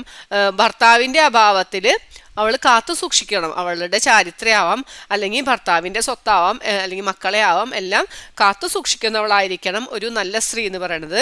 ഇനി ഒരു സ്ത്രീയുടെ ഭാഗത്തു നിന്ന് എന്തെങ്കിലും ചെറിയ തെറ്റുകളൊക്കെ വരികയാണ്, അല്ലെങ്കിൽ ഒരു പിണക്കത്തെ നിങ്ങൾ ഭയപ്പെടുകയാണെങ്കിൽ നിങ്ങൾ എന്ത് ചെയ്യണം, ആദ്യം ആ സ്ത്രീയെ ഏറ്റവും നല്ല രീതിയിൽ ഉപദേശിക്കണം. ഉപദേശിച്ചിട്ട് നന്നാവണില്ലെങ്കിൽ എന്ത് ചെയ്യണം, നിങ്ങളുടെ റൂം മാറിക്കണം, കിടപ്പ് സ്ഥാനങ്ങളിൽ നിന്ന് നിങ്ങൾ വിട്ടു നിൽക്കണം. ഇനി അല്ല എന്നിട്ടും നന്നാവണില്ലെങ്കിൽ നിങ്ങൾക്ക് ചെറിയ രീതിയിലുള്ള അടികളൊക്കെ ഉപയോഗിക്കാം, നിങ്ങൾക്ക് അടിക്കാം എന്ന് അവിടെ അള്ളാഹു പറഞ്ഞു തരുന്നുണ്ട്. ഇനി ഇങ്ങനെയൊക്കെ ആയിട്ട് ഈ ഭാര്യ അനുസരിക്കുകയാണ്, നിങ്ങൾ പറയണൊക്കെ കേൾക്കുന്നുണ്ടെങ്കിൽ നിങ്ങൾ പിന്നെ വേറൊരു തരത്തിലുള്ള മാർഗവും നിങ്ങൾ സ്വീകരിക്കാൻ പാടില്ല. അള്ളാഹു എല്ലാം അറിയുന്നവനും ഏറ്റവും വലിയവനാകുന്നു എന്നാണ് അള്ളാഹു അവിടെ പറഞ്ഞു തന്നത്. അപ്പോൾ ഒരു കുടുംബജീവിതത്തിൽ നിങ്ങൾ വർത്തിക്കേണ്ട കാര്യങ്ങളാണ് പറഞ്ഞത്. ഒരു ഭാര്യയുടെ ഒരു പിണക്കോ അല്ലെങ്കിൽ എന്തെങ്കിലും ഒരു അനുസരണക്കേടോ ഉണ്ടെങ്കിൽ നിങ്ങൾക്ക് ഏറ്റവും ആദ്യം നല്ല രീതിയിൽ ഉപദേശിക്കണം, ഇല്ലെങ്കിൽ കിടപ്പുസ്ഥാനം വിട്ടു നിൽക്കണം, അല്ലെങ്കിൽ എന്നിട്ടും നടക്കണില്ലെങ്കിൽ അടിക്കുക എന്നുള്ളത് എങ്ങനെയാണെന്നൊക്കെ നമ്മൾ വിശദമായിട്ട് ഈ ആയത്തിൻ്റെ പഠിച്ചപ്പോൾ നമ്മൾ മനസ്സിലാക്കിയിട്ടുണ്ടായിരുന്നു അല്ലേ. ഇനി ഇത് മുന്നോട്ട് നല്ല രീതിയിൽ പോണില്ല, നിങ്ങൾ നിങ്ങൾക്ക് ഭയപ്പെടുകയാണ്, ഇവർ രണ്ടുപേരും വേർപിരിഞ്ഞു പോകുമെന്ന് തോന്നിയാൽ നിങ്ങൾ എന്ത് ചെയ്യണം, ഭർത്താവിൻ്റെ ഭാഗത്തു നിന്നും ഒരു മധ്യസ്ഥനെ വെക്കണം, അതുപോലെ തന്നെ ഭാര്യയുടെ ഭാഗത്തു നിന്നും മധ്യസ്ഥന്മാരെ വെക്കണം. എന്നിട്ട് ഈ രണ്ട് കൂട്ടരും കൂടിയും സംസാരിച്ച് ഇവർ നന്നായി പോകാനാണ് ഉദ്ദേശിക്കണമെങ്കിൽ അള്ളാഹു അവർക്ക് ഹൈർ അതിലുണ്ടാക്കി തരും എന്നാണ് പറയുന്നത്. ഇനി എല്ലാം സംസാരിച്ചിട്ട് ഇവർ നല്ല രീതിയിൽ പോവില്ലെങ്കിൽ അള്ളാഹു അവിടെ വേർപ്പെടാനുള്ള അനുവാദവും നൽകുന്നുണ്ട്. പിന്നെ അള്ളാഹു പറഞ്ഞത്, നിങ്ങൾ അള്ളാഹുവിനെ ആരാധിക്കണം, അള്ളാഹുവിൽ പങ്ക് ചേർക്കരുത്, നിങ്ങൾ ശിർക്ക് ചെയ്യാൻ പാടില്ല എന്ന് അള്ളാഹു പറഞ്ഞു തന്നു. പിന്നെ നിങ്ങളുടെ മാതാപിതാക്കളോട് ഏറ്റവും നല്ല രീതിയിൽ വർത്തിക്കുക, ഏറ്റവും നന്മകൾ അവർക്ക് ചെയ്യുക. അടുത്ത ബന്ധുക്കൾക്ക്, അനാഥകൾക്ക്, സാധുക്കൾക്ക്, വഴിപോക്കന് ഒക്കെ നിങ്ങൾ ഏറ്റവും നല്ല രീതിയിലായിരിക്കണം. നിങ്ങൾ വലങ്കൈകൾ ഉടമപ്പെടുത്തിയ അല്ലെ നിങ്ങളുടെ അധീനത്തിൽ കഴിയണ അടിമകളോട് അല്ലെങ്കിൽ ഇപ്പോൾ നമ്മളുടെ കീഴിൽ ജോലി ചെയ്യുന്ന ആളുകളോടൊക്കെ നിങ്ങൾ ഏറ്റവും നല്ല രീതിയിൽ വർത്തിക്കണം എന്നാണ് അള്ളാഹു പറഞ്ഞത്. പിന്നെ അള്ളാഹു പറഞ്ഞു, അള്ളാഹു പൊങ്ങച്ചക്കാരനെയോ ദുരഭിമാനിയായ ഒരാളെയോ അള്ളാഹു ഒട്ടും ഇഷ്ടപ്പെടുകയില്ല എന്ന് അള്ളാഹു നമുക്ക് പറഞ്ഞു തന്നു. ഇനി അള്ളാഹു പിശുക്കന്മാരെ കുറിച്ച് പറയാണ്. പിശുക്കെന്ന് വെച്ചാൽ അള്ളാഹുവിൻ്റെ മാർഗത്തിൽ ധനം ചെലവഴിക്കാൻ മടി കാണിക്കുന്ന ആൾക്കാർ, അവർ പിശുക്ക് കാണിക്കുകയും ചെയ്യും, മറ്റുള്ളവരോട് പിശുക്കിനായിട്ട് അവർ ഉപദേശിക്കുകയും ചെയ്യും. അവരോ ചെലവഴിക്കൂല, മറ്റുള്ളവരെന്തെങ്കിലും നല്ല കാര്യത്തിന് ചെലവഴിക്കാൻ പോകുമ്പോൾ അവരത് തടയുകയും ചെയ്യും. അങ്ങനത്തെ ആൾക്കാരെ കുറിച്ചിട്ടാണ് അള്ളാഹു പറയുന്നത്. അങ്ങനത്തെ ആൾക്കാരെയും പിന്നെ അള്ളാഹു നൽകിയ അനുഗ്രഹത്തിൽ നിന്ന് മറച്ചു വെക്കുക. അള്ളാഹു ഒരുപാട് ധനം ചിലപ്പോൾ നൽകിയിട്ടുണ്ടാവും, പക്ഷെ അവർക്ക് നല്ലൊരു ആവശ്യത്തിന് അവർക്ക് ചെലവഴിക്കാൻ അവർക്ക് പറ്റൂല, ഞങ്ങളുടെ കയ്യിലൊന്നുമില്ല എന്ന് പറഞ്ഞിരിക്കുന്ന ആൾക്കാരൊക്കെ ഉണ്ടാവും അല്ലേ. അപ്പം അങ്ങനത്തെ ആളുകളൊന്നും അള്ളാഹ്ക്ക് ഇഷ്ടമല്ല. അവർക്കൊക്കെ അള്ളാഹു അപമാനകരമായ ശിക്ഷ ഒരുക്കി വെച്ചിട്ടുണ്ട് എന്നാണ് നമുക്ക് പറഞ്ഞു തന്നത്.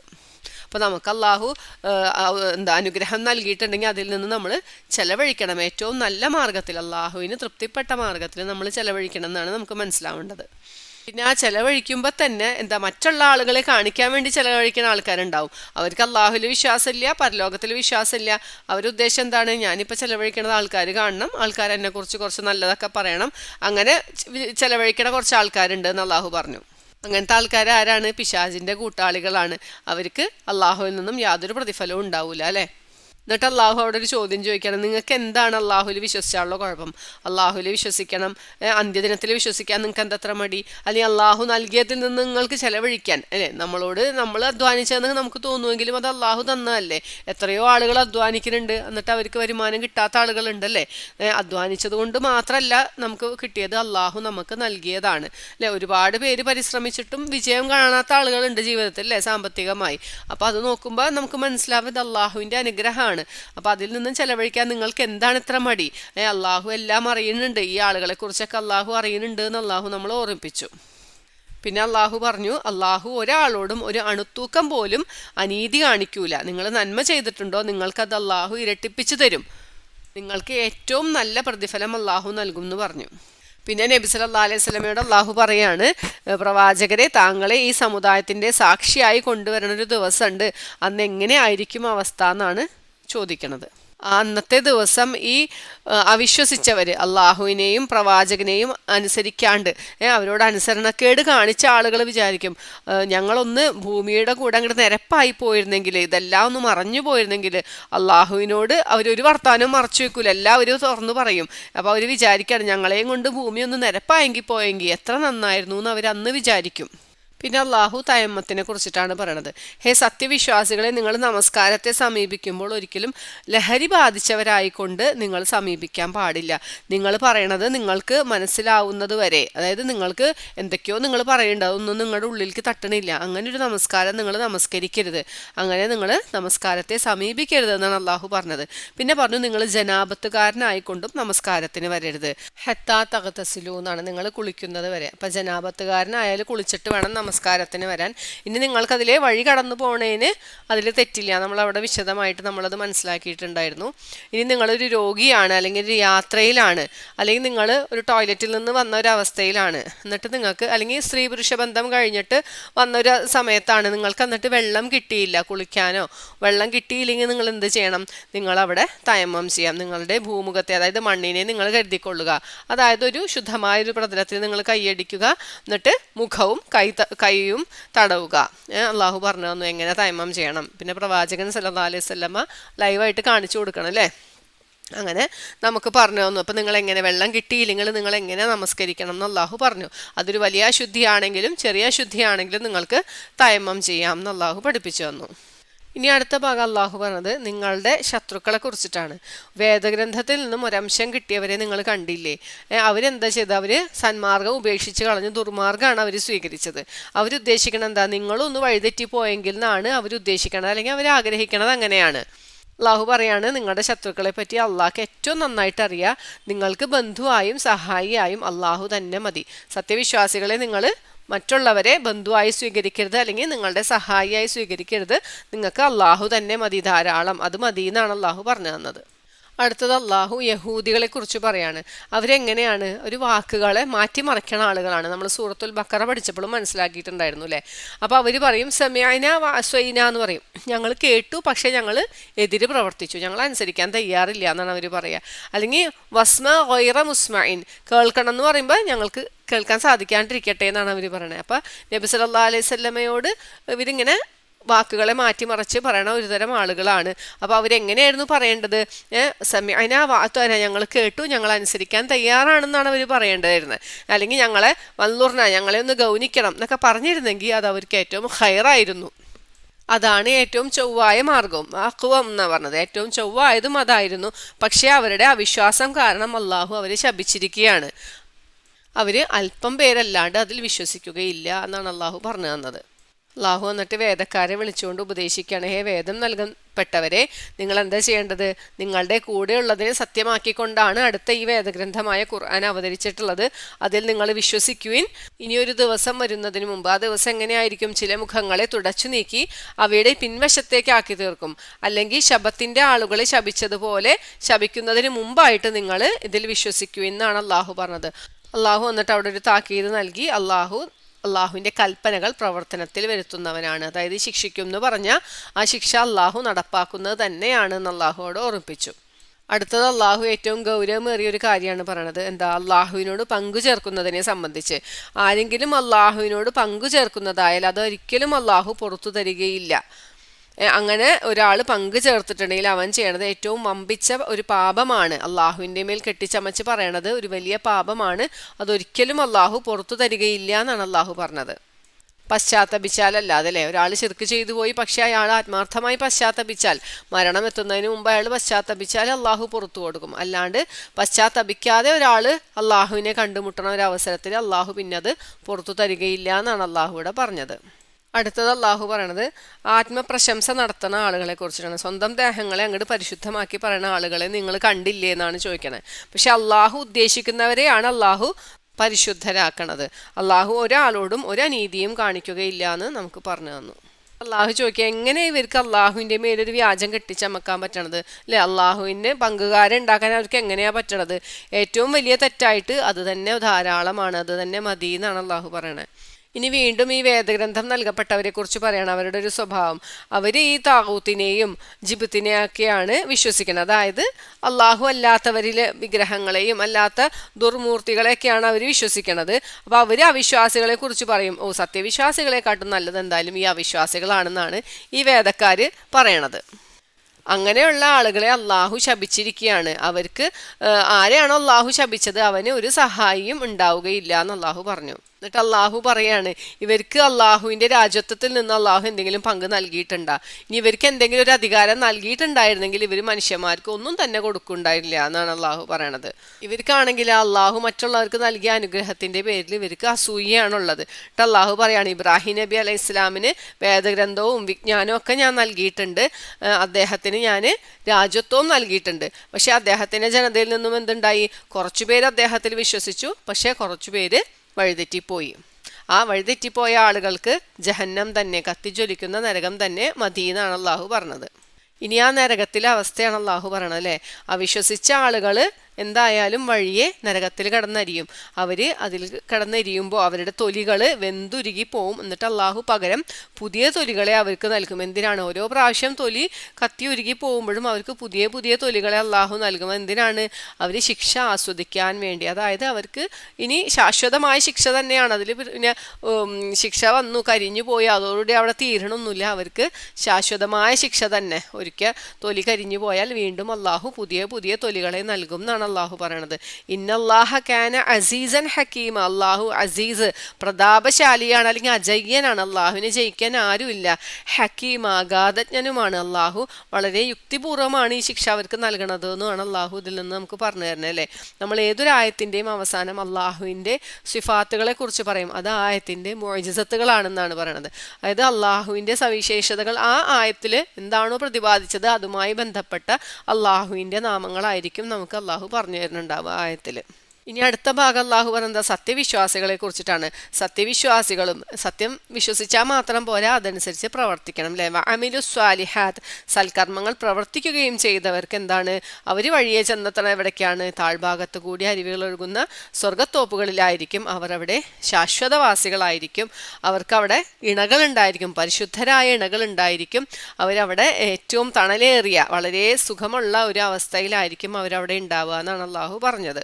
ഇനി അള്ളാഹു വീണ്ടും ഉപദേശിക്കുകയാണ്, നിങ്ങളോട് കൽപ്പിക്കുകയാണ്. എന്തെന്നാ കൽപ്പിച്ചത്? നിങ്ങൾ അമാനത്തുകളെ സൂക്ഷിക്കണം. ഒരാൾ നിങ്ങളെ വിശ്വസിച്ചേൽപ്പിച്ച വസ്തുക്കളെക്കുറിച്ച്, അല്ലെങ്കിൽ ഒരു കാര്യമാവാം അല്ലെ, ഒരു സംഭാഷണമാവാം, അല്ലെങ്കിൽ എന്തൊരു വസ്തു ആവാം, എന്താണെങ്കിലും നിങ്ങളെ ഏൽപ്പിച്ച അമാനത്തുകളെ നിങ്ങൾ കൃത്യമായി അതനുസരിച്ച് നിറവേറ്റണം. അല്ലെങ്കിൽ നിങ്ങൾ അവർക്ക് ഒരാളെ ഏൽപ്പിച്ചു എന്നിട്ട് അയാൾ പിന്നെ തിരിച്ചു ചോദിക്കുമ്പോൾ അത് നിങ്ങൾ വിട്ടുകൊടുക്കണം. അമാനത്തുകളുടെ കാര്യത്തിൽ നിങ്ങൾ സൂക്ഷിക്കണം. പിന്നെന്താ, നിങ്ങൾ ജനങ്ങൾക്കിടയിൽ ഒരു വിധി കൽപ്പിക്കുകയാണെങ്കിൽ ഏറ്റവും നീതിപൂർവമായിരിക്കണം ആ വിധി കൽപ്പിക്കേണ്ടത്. അവിടെ യാതൊരു വിധത്തിലുള്ള ഇടപെടലുകളും ഉണ്ടാവാൻ പാടില്ല അല്ലേ? എൻ്റെ ബന്ധുവാണ് അല്ലെങ്കിൽ എൻ്റെ അടുത്ത ആളാണെന്ന് വെച്ചിട്ട് അവിടെ നീതി വർത്തിക്കാതിരിക്കാൻ പാടില്ല. നിങ്ങൾ ആളുകൾക്കിടയിൽ എന്തെങ്കിലും ഒരു വിധി കൽപ്പിക്കുമ്പോൾ വളരെ നീതിപൂർവമായിരിക്കണം അവിടെ വിധി കൽപ്പിക്കേണ്ടത്. അള്ളാഹു നിങ്ങൾക്ക് ഉപദേശിച്ചു തരുന്ന ഈ കാര്യങ്ങളൊക്കെ വളരെ നല്ലതാണ്. ഈ പറഞ്ഞ കാര്യങ്ങളൊക്കെ നിങ്ങൾ അനുസരിച്ചാൽ നിങ്ങൾക്ക് അതുകൊണ്ട് ഗുണം മാത്രമേ ഉണ്ടാവുള്ളൂ എന്നാണ് അള്ളാഹു പറയണത്. അള്ളാഹു അവിടെ പറഞ്ഞു, ഞാൻ എല്ലാം കേൾക്കുന്നവനാണ്, എല്ലാം കാണുന്നവനാണ് അല്ലെ? അള്ളാഹു ഇവിടെ അനീതി കാണിക്കണ കണ്ടാലും അറിയാണ്ടൊന്നും ഇരിക്കണില്ല. എല്ലാം കേൾക്കണമുണ്ട്, നിങ്ങൾ പറയണത് കേൾക്കണമുണ്ട്, പ്രവർത്തിക്കണത് കാണണമുണ്ടെന്നൊരു താക്കീത് അവിടെ അള്ളാഹു നൽകി. പിന്നെ അള്ളാഹു പറഞ്ഞു, നിങ്ങൾ അള്ളാഹുവിനെ അനുസരിക്കണം, റസൂലിനെ അനുസരിക്കണം, നിങ്ങളിൽ നിന്നുള്ള കൈകാര്യകർത്താക്കളെ, നമ്മുടെ അധികാരികളെയും നിങ്ങൾ അനുസരിക്കണം. ഇനി എന്തെങ്കിലും ഒരു ഭിന്നാഭിപ്രായം ഉണ്ടായി, ഇപ്പം നിങ്ങളും അധികാരികളും തമ്മിലൊരു ഭിന്നാഭിപ്രായം ഉണ്ടായാൽ നിങ്ങൾ എന്ത് ചെയ്യണം? നിങ്ങൾ അള്ളാഹുവിലേക്കും റസൂലിലേക്കും മടങ്ങണം. എന്താണോ ഈ ഒരു വിഷയത്തിൽ അള്ളാഹും റസൂലും വിധി കൽപ്പിച്ചിട്ടുള്ളത് അതായിരിക്കണം നിങ്ങൾ പിൻപറ്റേണ്ടത്. നിങ്ങൾ അള്ളാഹുവിൽ വിശ്വസിക്കുന്ന ആളാണ്, അല്ലെങ്കിൽ പരലോകത്തിൽ വിശ്വസിക്കുന്ന ആളാണെങ്കിൽ നിങ്ങൾ ചെയ്യേണ്ടത് അതാണ്. എന്തെങ്കിലും ഒരു വിഷയത്തിൽ നിങ്ങൾക്കിടയിൽ ഒരു തർക്കം വന്നാൽ നിങ്ങൾ അള്ളാഹു എന്താണോ പഠിപ്പിച്ചത്, അല്ലെങ്കിൽ പ്രവാചകൻ സല്ലല്ലാഹു അലൈഹി വസല്ലം നിങ്ങൾ എന്താണോ പഠിപ്പിച്ചത് അതനുസരിച്ച് നിങ്ങൾ പ്രവർത്തിക്കുക. അതാണ് നിങ്ങൾക്ക് ഏറ്റവും ഹൈറായിട്ടുള്ളത് എന്ന് അള്ളാഹു പഠിപ്പിച്ചു തന്നു. ഇനി അള്ളാഹു ചില ആളുകളെ കുറിച്ച് പറയാണ്. ചില ആളുകൾ എന്ത് ചെയ്യും? അവർ പറയും, ഞങ്ങൾ അള്ളാഹുവിൽ വിശ്വസിച്ചു, ഞങ്ങൾക്ക് ഇറക്കപ്പെട്ടതിലും നബി സല്ലല്ലാഹു അലൈഹി വസല്ലമക്ക് ഇറക്കപ്പെട്ടതിലൊക്കെ വിശ്വസിച്ചു എന്ന് അവർ പറയും. പക്ഷെ എന്നിട്ട് അവരെന്താ, അവർക്കിടയിൽ ഒരു പ്രശ്നം ഉണ്ടായാൽ അവർ വിധി തേടി പോണത് താകൂത്തുകളുടെ അടുത്താണ്, മറ്റ് അള്ളാഹു അല്ലാണ്ട് അവർ ആരാധിക്കുന്ന മറ്റ് ശക്തികളുടെ അടുത്തേക്കാണ് അവർ പോണത്. അപ്പോൾ അള്ളാഹു അവിടെ കൃത്യമായിട്ട് പറഞ്ഞിട്ട് നിങ്ങൾ പങ്കു ചേർക്കാൻ പാടില്ല, അല്ലെങ്കിൽ അള്ളാഹുവിനെ അല്ലാണ്ട് കൈകാര്യകർത്താവാക്കാൻ പാടില്ല എന്ന് അള്ളാഹു അവരോട് കൽപ്പിച്ചിട്ടുണ്ട്. എന്നിട്ടും ഇവർ ചെയ്യണത് മറ്റ് താകൂത്തുകളുടെ അടുത്ത് വിധി തേടി പോവുകയാണ് ചെയ്യണത്. പിശാച് എന്താ ഉദ്ദേശിക്കണത്? ഇവരെങ്ങനെയെങ്കിലും ഒന്ന് വഴിതെറ്റിക്കണം എന്നാണ് പിശാചും വിചാരിക്കണത്. ഇനി കപട വിശ്വാസികളോട് പറയാണ്, നിങ്ങൾ ഇങ്ങോട്ട് വായോ, അങ്ങോട്ടൊന്നും പോവല്ലേ, സത്യവിശ്വാസത്തിലേക്ക് വായോ, നേരായ മാർഗത്തിലേക്ക് വായോ എന്ന് പറഞ്ഞാൽ അവരെന്ത് ചെയ്യും? അവർ നേരെ തിരിഞ്ഞൊരു പോക്കാണ് മുനാഫിക്കുകൾ ചെയ്യുക. ഇനി അവർക്ക് എന്തെങ്കിലും ഒരു മുസീബത്ത് ബാധിച്ചു എന്ന് വെക്കുക, അപ്പോൾ അവരെന്ത് ചെയ്യും? ഓടി വരും പ്രവാചകന്റെ അടുത്തേക്ക്. അയ്യോ, ഞങ്ങൾ നല്ലത് മാത്രമാണ് ഉദ്ദേശിച്ചിട്ടുള്ളൂ, ഞങ്ങൾ മോശത്തരമൊന്നും ഉദ്ദേശിച്ചിട്ടില്ല എന്ന് പറഞ്ഞിട്ട് അവർ ഓടി വരും. ഞങ്ങൾ യോജിപ്പുണ്ടാക്കാനും അല്ലെങ്കിൽ നന്മയാണ് ഞങ്ങൾ ഉദ്ദേശിച്ചിട്ടുള്ളൂ എന്ന് പറയും. അപ്പം അള്ളാഹു പറയാണ്, പ്രവാചകരെ അള്ളാഹു കൃത്യമായിട്ട് അറിയുന്നുണ്ട് അവരുടെ ഹൃദയങ്ങളിൽ എന്താണുള്ളതെന്ന് അള്ളാഹ്ക്ക് അറിയാം. അതുകൊണ്ട് അവരിൽ നിന്നും തിരിഞ്ഞു കളയുക, അവരെ നല്ല ഉപദേശമൊക്കെ പറയുക, അവരുടെ മനസ്സിൽ തട്ടണ വാക്കുകളൊക്കെ പറയുക, എന്നിട്ട് അവരിൽ നിന്നും തിരിഞ്ഞു കളയുക എന്നാണ് നബി സല്ലല്ലാഹു അലൈഹി വസല്ലമയോട് അള്ളാഹു ഉപദേശിച്ചത്. എന്നിട്ട് അള്ളാഹു പറയാണ്, ഈ പ്രവാചകന്മാരെ അള്ളാഹു അയച്ചത് എന്തിനാണ്? നിങ്ങൾ ആ പ്രവാചകന്മാരെ അനുസരിക്കാൻ വേണ്ടിയിട്ടാണ്. അള്ളാഹുവിൻ്റെ കൽപ്പനകളാണ് ഈ പ്രവാചകന്മാരെ നിങ്ങൾക്ക് വന്ന് പറഞ്ഞു തരുന്നത്. അപ്പം നിങ്ങൾ അനുസരിക്കണം പ്രവാചകന്മാരെ, അല്ലേ? ഇനി നിങ്ങൾ അക്രമം ചെയ്തപ്പോഴോ, അതായത് നിങ്ങളിൽ നിന്നൊരു തെറ്റ് വന്നു പോയെങ്കിൽ എന്ത് ചെയ്യണം? നിങ്ങൾ നബി സല്ലല്ലാഹു അലൈഹി വസല്ലമയുടെ അടുത്തേക്ക് വരണം, എന്നിട്ട് അള്ളാഹുവിനോട് പാപമോചനം തേടണം. പ്രവാചകൻ സല്ലല്ലാഹു അലൈഹി വസല്ലമയോട് അവർക്ക് വേണ്ടി പാപമോചനത്തിനായി പ്രാർത്ഥിക്കാനും പറയണം, അല്ലേ, അള്ളാഹുവിനോട്. അങ്ങനെയാണെങ്കിൽ അള്ളാഹുവിനെ ഏറ്റവും പശ്ചാത്താപം സ്വീകരിക്കുന്നവനായി നിങ്ങൾക്ക് കണ്ടെത്താമായിരുന്നു. അതായത് നിങ്ങൾ തെറ്റ് പറ്റിപ്പോയാൽ നിങ്ങൾ പശ്ചാത്തപിച്ചാൽ അള്ളാഹു അത് സ്വീകരിക്കുമായിരുന്നു എന്നാണ് അള്ളാഹു പറയണത്. അള്ളാഹു പറയുക, ഒരു സത്യവിശ്വാസി ആവണമെങ്കിൽ നിങ്ങൾ എങ്ങനെയായിരിക്കണം? നിങ്ങൾക്ക് എന്തെങ്കിലും ഒരു തെറ്റ് പറ്റി, അല്ലെങ്കിൽ നിങ്ങളുടെ ഇടയിൽ എന്തെങ്കിലും ഒരു പ്രശ്നം ഉണ്ടായി, പ്രവാചകൻ സല്ലല്ലാഹു അലൈഹി വസല്ലം ഒരു വിധി കൽപ്പിച്ചാൽ ആ വിധിയോട് നിങ്ങൾ പൂർണ്ണ മനസ്സോടുകൂടി തൃപ്തിപ്പെട്ടുകൊണ്ടായിരിക്കണം അതനുസരിക്കേണ്ടത്. അല്ലാണ്ട് നിങ്ങളുടെ മനസ്സിലൊരു വിഷമവും ആ വിധിയെ സംബന്ധിച്ച് ഉണ്ടാവാൻ പാടില്ല. അങ്ങനെയാണെങ്കിൽ മാത്രമേ നിങ്ങളൊരു സത്യവിശ്വാസി ആവുകയുള്ളൂ എന്നാണ് പറഞ്ഞത്, അല്ലേ? നമ്മളെ എഫക്റ്റ് ചെയ്യുന്ന കാര്യമാണ്. നമ്മൾ ഖുർആനിൽ നിന്നും അല്ലെങ്കിൽ ഹദീസുകളിൽ നിന്നൊക്കെ മനസ്സിലാക്കിയ ഒരു കാര്യത്തിൽ ഇന്നതാണ് വിധിയെന്ന് മനസ്സിലാക്കിയാൽ നമ്മൾ യാതൊരു വിഷമവും ഇല്ലാണ്ട് വളരെ പൂർണ്ണ തൃപ്തിയോടുകൂടിയായിരിക്കണം ആ ഒരു വിധിയെ സ്വീകരിക്കേണ്ടത് എന്നാണ് അള്ളാഹു പഠിപ്പിച്ചു തരുന്നത്. ഇനി വീണ്ടും അള്ളാഹു പറയാണ്, ഈ കപട വിശ്വാസികൾക്ക് അള്ളാഹു ഒരു നിയമം വെക്കാന്നൊക്കെ. എന്താ? നിങ്ങൾ നിങ്ങളെ തന്നെ കൊന്നുകളയുക, അല്ലെങ്കിൽ നിങ്ങളെ വീടുകളിൽ നിന്ന് നിങ്ങൾ പുറത്തേക്ക് പോകണം എന്നൊരു നിയമം അള്ളാഹു വെച്ചാൽ അവരിൽ വളരെ കുറച്ച് ആളുകൾ മാത്രമേ അവർ ചെയ്യുള്ളൂ. അള്ളാഹു പറയാ, അള്ളാഹു ഉപദേശിച്ചൊരു കാര്യം അവർ ചെയ്തിരുന്നുവെങ്കിൽ അതാണ് അവർക്ക് ഏറ്റവും ഹൈറായത്, അത് ഉത്തമമായിരുന്നു, ഏറ്റവും കൂടുതൽ ശക്തമായ ഒരു ഉറപ്പിക്കലും ആകുന്നു അത്. ഈ കപട വിശ്വാസികള് അവരുടെ നേട്ടത്തിന് വേണ്ടി മാത്രമേ നിൽക്കുള്ളൂ. അള്ളാഹു ഒരു കൽപ്പന അവരോട് പ്രഖ്യാപിച്ചാൽ അവർക്ക് ബുദ്ധിമുട്ടുള്ളതാണെങ്കിൽ അവരത് ചെയ്യൂല എന്നാണ് അള്ളാഹു പറഞ്ഞു തരുന്നത്. അഥവാ അള്ളാഹുവിന്റെ ഉപദേശം അവർ സ്വീകരിച്ചിട്ടുണ്ടായിരുന്നെങ്കിൽ അവർക്ക് അള്ളാഹുവിൽ നിന്നും വമ്പിച്ച പ്രതിഫലം അള്ളാഹു കൊടുക്കുമായിരുന്നു എന്ന്. അവരെ നേരായ മാർഗത്തിലേക്ക് അള്ളാഹു നയിക്കുകയും ചെയ്യും എന്നാണ് അള്ളാഹു ഇവിടെ പറഞ്ഞു തരുന്നത്. ഈ അള്ളാഹുവിനെ അനുസരിക്കുന്ന ആളുകളെ കുറിച്ച് അള്ളാഹു പറയാണ്, അവരെങ്ങനെയായിരിക്കും? അള്ളാഹുവിനെയും റസൂലിനെയും അനുസരിക്കുന്ന ആളുകള് അള്ളാഹു അനുഗ്രഹം ചെയ്ത പ്രവാചകന്മാരുടെയും സിദ്ദീഖുകളുടെയും ശുഹദാക്കളുടെയും സ്വാലിഹ്യങ്ങളുടെയും കൂടെ ആയിരിക്കും. അവരുടെ ഏറ്റവും നല്ല ഉത്തമമായ സുഹൃത്തുക്കളായിരിക്കും അവർക്ക് ഉണ്ടായിരിക്കുകയാണ്. അപ്പൊ അള്ളാഹുവിനെയും റസൂലിനെയും അനുസരിച്ച് അവർക്ക് യാതൊരു നഷ്ടവും ഇല്ല. അള്ളാഹു അവർക്ക് ഉന്നത പദവി നൽകുന്നതാണ് അള്ളാഹു പറയണത്. അടുത്ത ഭാഗം അള്ളാഹു പറയണത് സത്യവിശ്വാസികളോട് യുദ്ധത്തിനുള്ള ഒരു ആഹ്വാനാണ്. ഈ സത്യവിശ്വാസികളെ നിങ്ങൾ ജാഗ്രത കൈക്കൊള്ളണം. നിങ്ങൾ പല കൂട്ടങ്ങളായിക്കൊണ്ടോ അല്ലെങ്കിൽ നിങ്ങൾ ഒന്നിച്ചോ യുദ്ധത്തിന് വേണ്ടി പുറപ്പെട്ടു പോകാനാണ് പറയണത്. അപ്പൊ ചില ആളുകൾ എന്ത് ചെയ്യും, യുദ്ധത്തിന് പോകാൻ കൽപ്പന ഉണ്ടാവുമ്പോ മടിച്ചു നിൽക്കും. ആരാണ് മടിച്ചേക്കുന്ന ആൾക്കാർ? കപട വിശ്വാസികളാണ് അല്ലെ. എന്നിട്ട് ഈ യുദ്ധത്തിന് പോയ ആളുകൾക്ക് എന്തെങ്കിലും മുസീബത്ത് ബാധിക്കുകയാണ്, അവർക്ക് എന്തെങ്കിലും ബുദ്ധിമുട്ട് ബാധിച്ചാൽ അവർ പറയും, കണ്ട ഞങ്ങൾ അള്ളാഹു അനുഗ്രഹിച്ചു, ഞങ്ങൾ അവരുടെ കൂട്ടത്തിലായിരുന്നെങ്കിൽ ഇപ്പൊ ഞങ്ങൾക്കും അതുപോലെ അനുഭവിക്കേണ്ടി വന്നാനേ എന്ന് പറയും. ഇനി അല്ല, ഈ യുദ്ധത്തിന് പോയ ആളുകൾ വിജയിക്കുകയാണ്, എന്നിട്ട് അവർക്ക് എന്തെങ്കിലും നേട്ടം കിട്ടിക്കഴിഞ്ഞാൽ അവരെന്താ പറയാ, അയ്യോ ഞങ്ങളിത് നിങ്ങളുടെ കൂടെ ഉണ്ടായിരുന്നെങ്കിൽ. അവരിതൊന്നും അറിയാത്ത പോലെ അല്ലെ, അവരെ യുദ്ധത്തിന് ക്ഷണിച്ചതോ നബി സല്ലല്ലാഹു അലൈഹി വസല്ലമയുടെ യുദ്ധത്തിനുള്ള ആഹ്വാനം ഒന്നും അറിയാത്ത പോലെ, അശ്വ ഞങ്ങളും നിങ്ങളുടെ കൂടെ ഉണ്ടായിരുന്നെങ്കിൽ എത്ര നല്ലതായിരുന്നു, ഞങ്ങൾക്ക് വന്നാൽ ഇതുപോലെയൊക്കെ ആവാമായിരുന്നു എന്ന് അവർ പറയും. എന്നിട്ട് അള്ളാഹു പറയാണ്, ആരാണ് യുദ്ധം ചെയ്യേണ്ടത്? നിങ്ങൾ ഇഹലോകത്തെ പരലോകത്തിന് വേണ്ടി വിറ്റ് കളഞ്ഞ ആളുകൾ, അതായത് പരലോക വിജയം ഉദ്ദേശിച്ചുകൊണ്ട് ഇഹലോകത്ത് നന്മ പ്രതീക്ഷിക്കാത്ത ആളുകൾ അല്ലെ. ഇവിടെ സുഖമായിട്ട് ജീവിച്ചാൽ മതി എന്ന് വിചാരിക്കണവർക്ക് യുദ്ധത്തിന് പോകാൻ പറ്റൂല. പരലോകം പ്രതീക്ഷിക്കുന്നവർക്ക് മാത്രമാണ് യുദ്ധത്തിന് ഇറങ്ങി പുറപ്പെടാൻ പറ്റുള്ളൂ. അങ്ങനെയുള്ളവരാണ് യുദ്ധത്തിന് പോകേണ്ട ആവശ്യമുള്ളൂ. അവർക്ക് എന്താണ് അങ്ങനെ ആ യുദ്ധത്തിന് അവർ പോയി അവർ കൊല്ലപ്പെടുകയോ അല്ലെങ്കിൽ വിജയിക്കുകയോ ചെയ്താൽ അള്ളാഹുവിന്റെ അടുത്ത് നിന്നും വമ്പിച്ച പ്രതിഫലം ഉണ്ടായിരിക്കും. ആ യുദ്ധത്തിന് അള്ളാഹുവിന്റെ പ്രീതി മാത്രം ഉദ്ദേശിച്ചുകൊണ്ട് പോണ ആളുകൾ ഒരിക്കലും പരാജയപ്പെടൂല. അവർ കൊല്ലപ്പെടുകയാണെങ്കിലും അള്ളാഹുവിന്റെ അടുത്ത് വമ്പിച്ച പ്രതിഫലം ഉണ്ടായിരിക്കും, അല്ലെങ്കിൽ ഇവിടെ ജയിക്കുകയാണെങ്കിലും അള്ളാഹുവിൽ നിന്നും വളരെ അനുഗ്രഹങ്ങൾ അവർക്ക് ഉണ്ടായിരിക്കും എന്നാണ് പറഞ്ഞത്. ഈ അള്ളാഹു ചോദിക്കുകയാണ്, നിങ്ങൾക്ക് എന്താണ് യുദ്ധം ചെയ്താല് ഈ ബുദ്ധിമുട്ടാണ്? ബലഹീനനായ പുരുഷന്മാരും സ്ത്രീകളും കുട്ടികളും ഒക്കെയാണ്. അവരിങ്ങനെ കരഞ്ഞുകൊണ്ടിരിക്കുകയാണ്, ഞങ്ങളെ ഈ രാജ്യത്തു നിന്ന് രക്ഷിച്ചേരണേ. ആക്രമിക്കപ്പെടുന്ന ആളുകൾ ഇങ്ങനെ കരഞ്ഞുകൊണ്ടിരിക്കുമ്പോൾ അവർക്ക് വേണ്ടി നിങ്ങൾക്ക് യുദ്ധം ചെയ്താൽ എന്താണ് കുഴപ്പം എന്നാണ് അള്ളാഹു ചോദിക്കുക. എന്തുകൊണ്ട് നിങ്ങളത് ചെയ്യണില്ല? ഈ ആക്രമിക്കപ്പെടുന്ന ആളുകൾ ഇങ്ങനെ കരഞ്ഞുകൊണ്ടിരിക്കുകയാണ്, റബ്ബേ ഞങ്ങൾക്ക് നിന്റെ പക്കൽ നിന്നൊരു സഹായം തരണേ എന്ന് പറഞ്ഞ് കരയണ ആളുകളെ നിങ്ങൾക്ക് എന്തുകൊണ്ട് സഹായിക്കാൻ പറ്റണില്ല എന്നാണ് പറയണത്. ഈ യുദ്ധത്തിന് പോവാൻ മടിച്ചു നിൽക്കുന്ന ആളുകളെ കുറിച്ച് അള്ളാഹു പറയാണ്, ഇവരെങ്ങനെയായിരുന്നു ആദ്യം മക്കത്തുണ്ടായിരുന്നപ്പ, ഞങ്ങളൊന്ന് എങ്ങനെയെങ്കിലും യുദ്ധം ചെയ്യാൻ സമ്മതിച്ചാൽ മതി എന്ന് പറഞ്ഞിട്ട് ചോദിച്ച ആളുകളാണ്. പക്ഷെ അപ്പൊ അള്ളാഹുവിന്റെ കൽപ്പന എന്തായിരുന്നു? നിങ്ങൾ കൈകൾ തടഞ്ഞു വെക്കുക, യുദ്ധത്തിന് പോകരുത്, നിങ്ങൾ ക്ഷമിക്കുക എന്നൊക്കെ പറഞ്ഞൊരു സമയത്ത് ഇവർക്ക് യുദ്ധം ചെയ്യാൻ ഭയങ്കര ആവേശമായിരുന്നു. പക്ഷെ യുദ്ധം നിർബന്ധമാക്കിയപ്പോഴാ അവർ ചോദിക്കും, എന്തിനാ ഞങ്ങൾക്ക് ഇപ്പൊ യുദ്ധം നിർബന്ധമാക്കിയത്? അത് കുറച്ച് നാൾ കഴിഞ്ഞിട്ട് മതിയായിരുന്നല്ലോ എന്ന് അവർ പറയും. അതാണ് അവരുടെ മനസ്സിലിരിപ്പ്. അപ്പൊ അള്ളാഹു പറയാണ്, ഇവര് യുദ്ധത്തിന് പോകാൻ മടി കാണിക്കണം എന്തായിട്ടാണ്? മരിച്ചു പോകുന്നുള്ള പേടിയാണല്ലേ, അല്ലെങ്കിൽ പരിക്കേൽക്കോ ബുദ്ധിമുട്ടോ എന്നൊക്കെ ആലോചിച്ചിട്ടാണ്. അപ്പൊ അള്ളാഹു പറയാ, നിങ്ങളെ ഈ പേടിച്ച് ഓടിക്കൊണ്ടിരിക്കുന്ന ഈ മരണം ഉണ്ടല്ലോ, അത് നിങ്ങളെ എവിടെയാണെങ്കിലും പിടികൂടും. നിങ്ങൾക്ക് മരിക്കാൻ സമയമായാൽ നിങ്ങളത് ഏത് ഭദ്രമായ കൊത്തളങ്ങളിൽ ഒളിച്ചിരുന്നാലും മരണം നിങ്ങളെ പിടികൂടുക തന്നെ ചെയ്യും. ഇനി മുനാഫിക്കുകളുടെ ഒരു വർത്താനമാണ് അള്ളാഹു പറയണത്. ഇവർക്ക് എന്തെങ്കിലും നന്മ ബാധിച്ചാൽ അവർ പറയും, ഇത് ഞങ്ങൾക്ക് അള്ളാഹു തന്നാണെന്ന് പറയും. ഇനി എന്തെങ്കിലും ഒരു തിന്മ ബാധിച്ചാലേ അപ്പൊ പറയുന്നത് നബി സല്ലല്ലാഹു അലൈഹി വസല്ലമ കാരണമാണ് ഞങ്ങൾക്ക് ഈ തിന്മ വന്നതെന്ന് പറയും. അപ്പൊ അള്ളാഹു പറഞ്ഞു കൊടുക്കുകയാണ്, ഇല്ല, ഇതെല്ലാം നന്മയും തിന്മയും ഒക്കെ അള്ളാഹുവിന്റെ പക്കൽ നിന്ന് തന്നെയാണ് വരുന്നത്. ഈ ജനങ്ങൾ എന്താണ് ഈ കാര്യങ്ങളൊന്നും ഗ്രഹിക്കാത്തത് എന്നാണ് അള്ളാഹു ചോദിക്കുന്നത്. അള്ളാഹു പറഞ്ഞു, ആരെങ്കിലും നബി സല്ലല്ലാഹു അലൈഹി വസല്ലമയെ അനുസരിക്കുന്നുണ്ടെങ്കിൽ അവർ അള്ളാഹുവിനെ അനുസരിച്ചത് പോലെയാണ് അല്ലെ. അള്ളാഹുവിന്റെ കൽപ്പനകളാണ് നബി സല്ലല്ലാഹു അലൈഹി വസല്ലമ നമുക്ക് പറഞ്ഞു തന്നെ. അപ്പൊ റസൂലിനെ അനുസരിച്ചാൽ അവര് അള്ളാഹുവിനെ അനുസരിച്ചു. ഇനി എന്താ, ആരെങ്കിലും തിരിഞ്ഞു കളഞ്ഞാലോ അവരെന്താ ചെയ്യാ? ഇവര് നബി സല്ലല്ലാഹു അലൈഹി വസല്ലമയുടെ അടുത്ത് വരുമ്പോ വന്നിട്ട് പറയും, ഞങ്ങൾ എല്ലാം അനുസരിച്ചോളാം എന്നൊക്കെ പറയും. എന്നിട്ട് ഇവര് രാത്രി പോയിട്ട് ഗൂഢാലോചന നടത്തും. അള്ളാഹു പറയാണ്, നിങ്ങൾ ഈ രാത്രി ഗൂഢാലോചന നടത്തുന്നതൊക്കെ ഞാൻ അറിയുന്നുണ്ട്, ഞാനത് എഴുതി വെക്കുന്നുണ്ട്.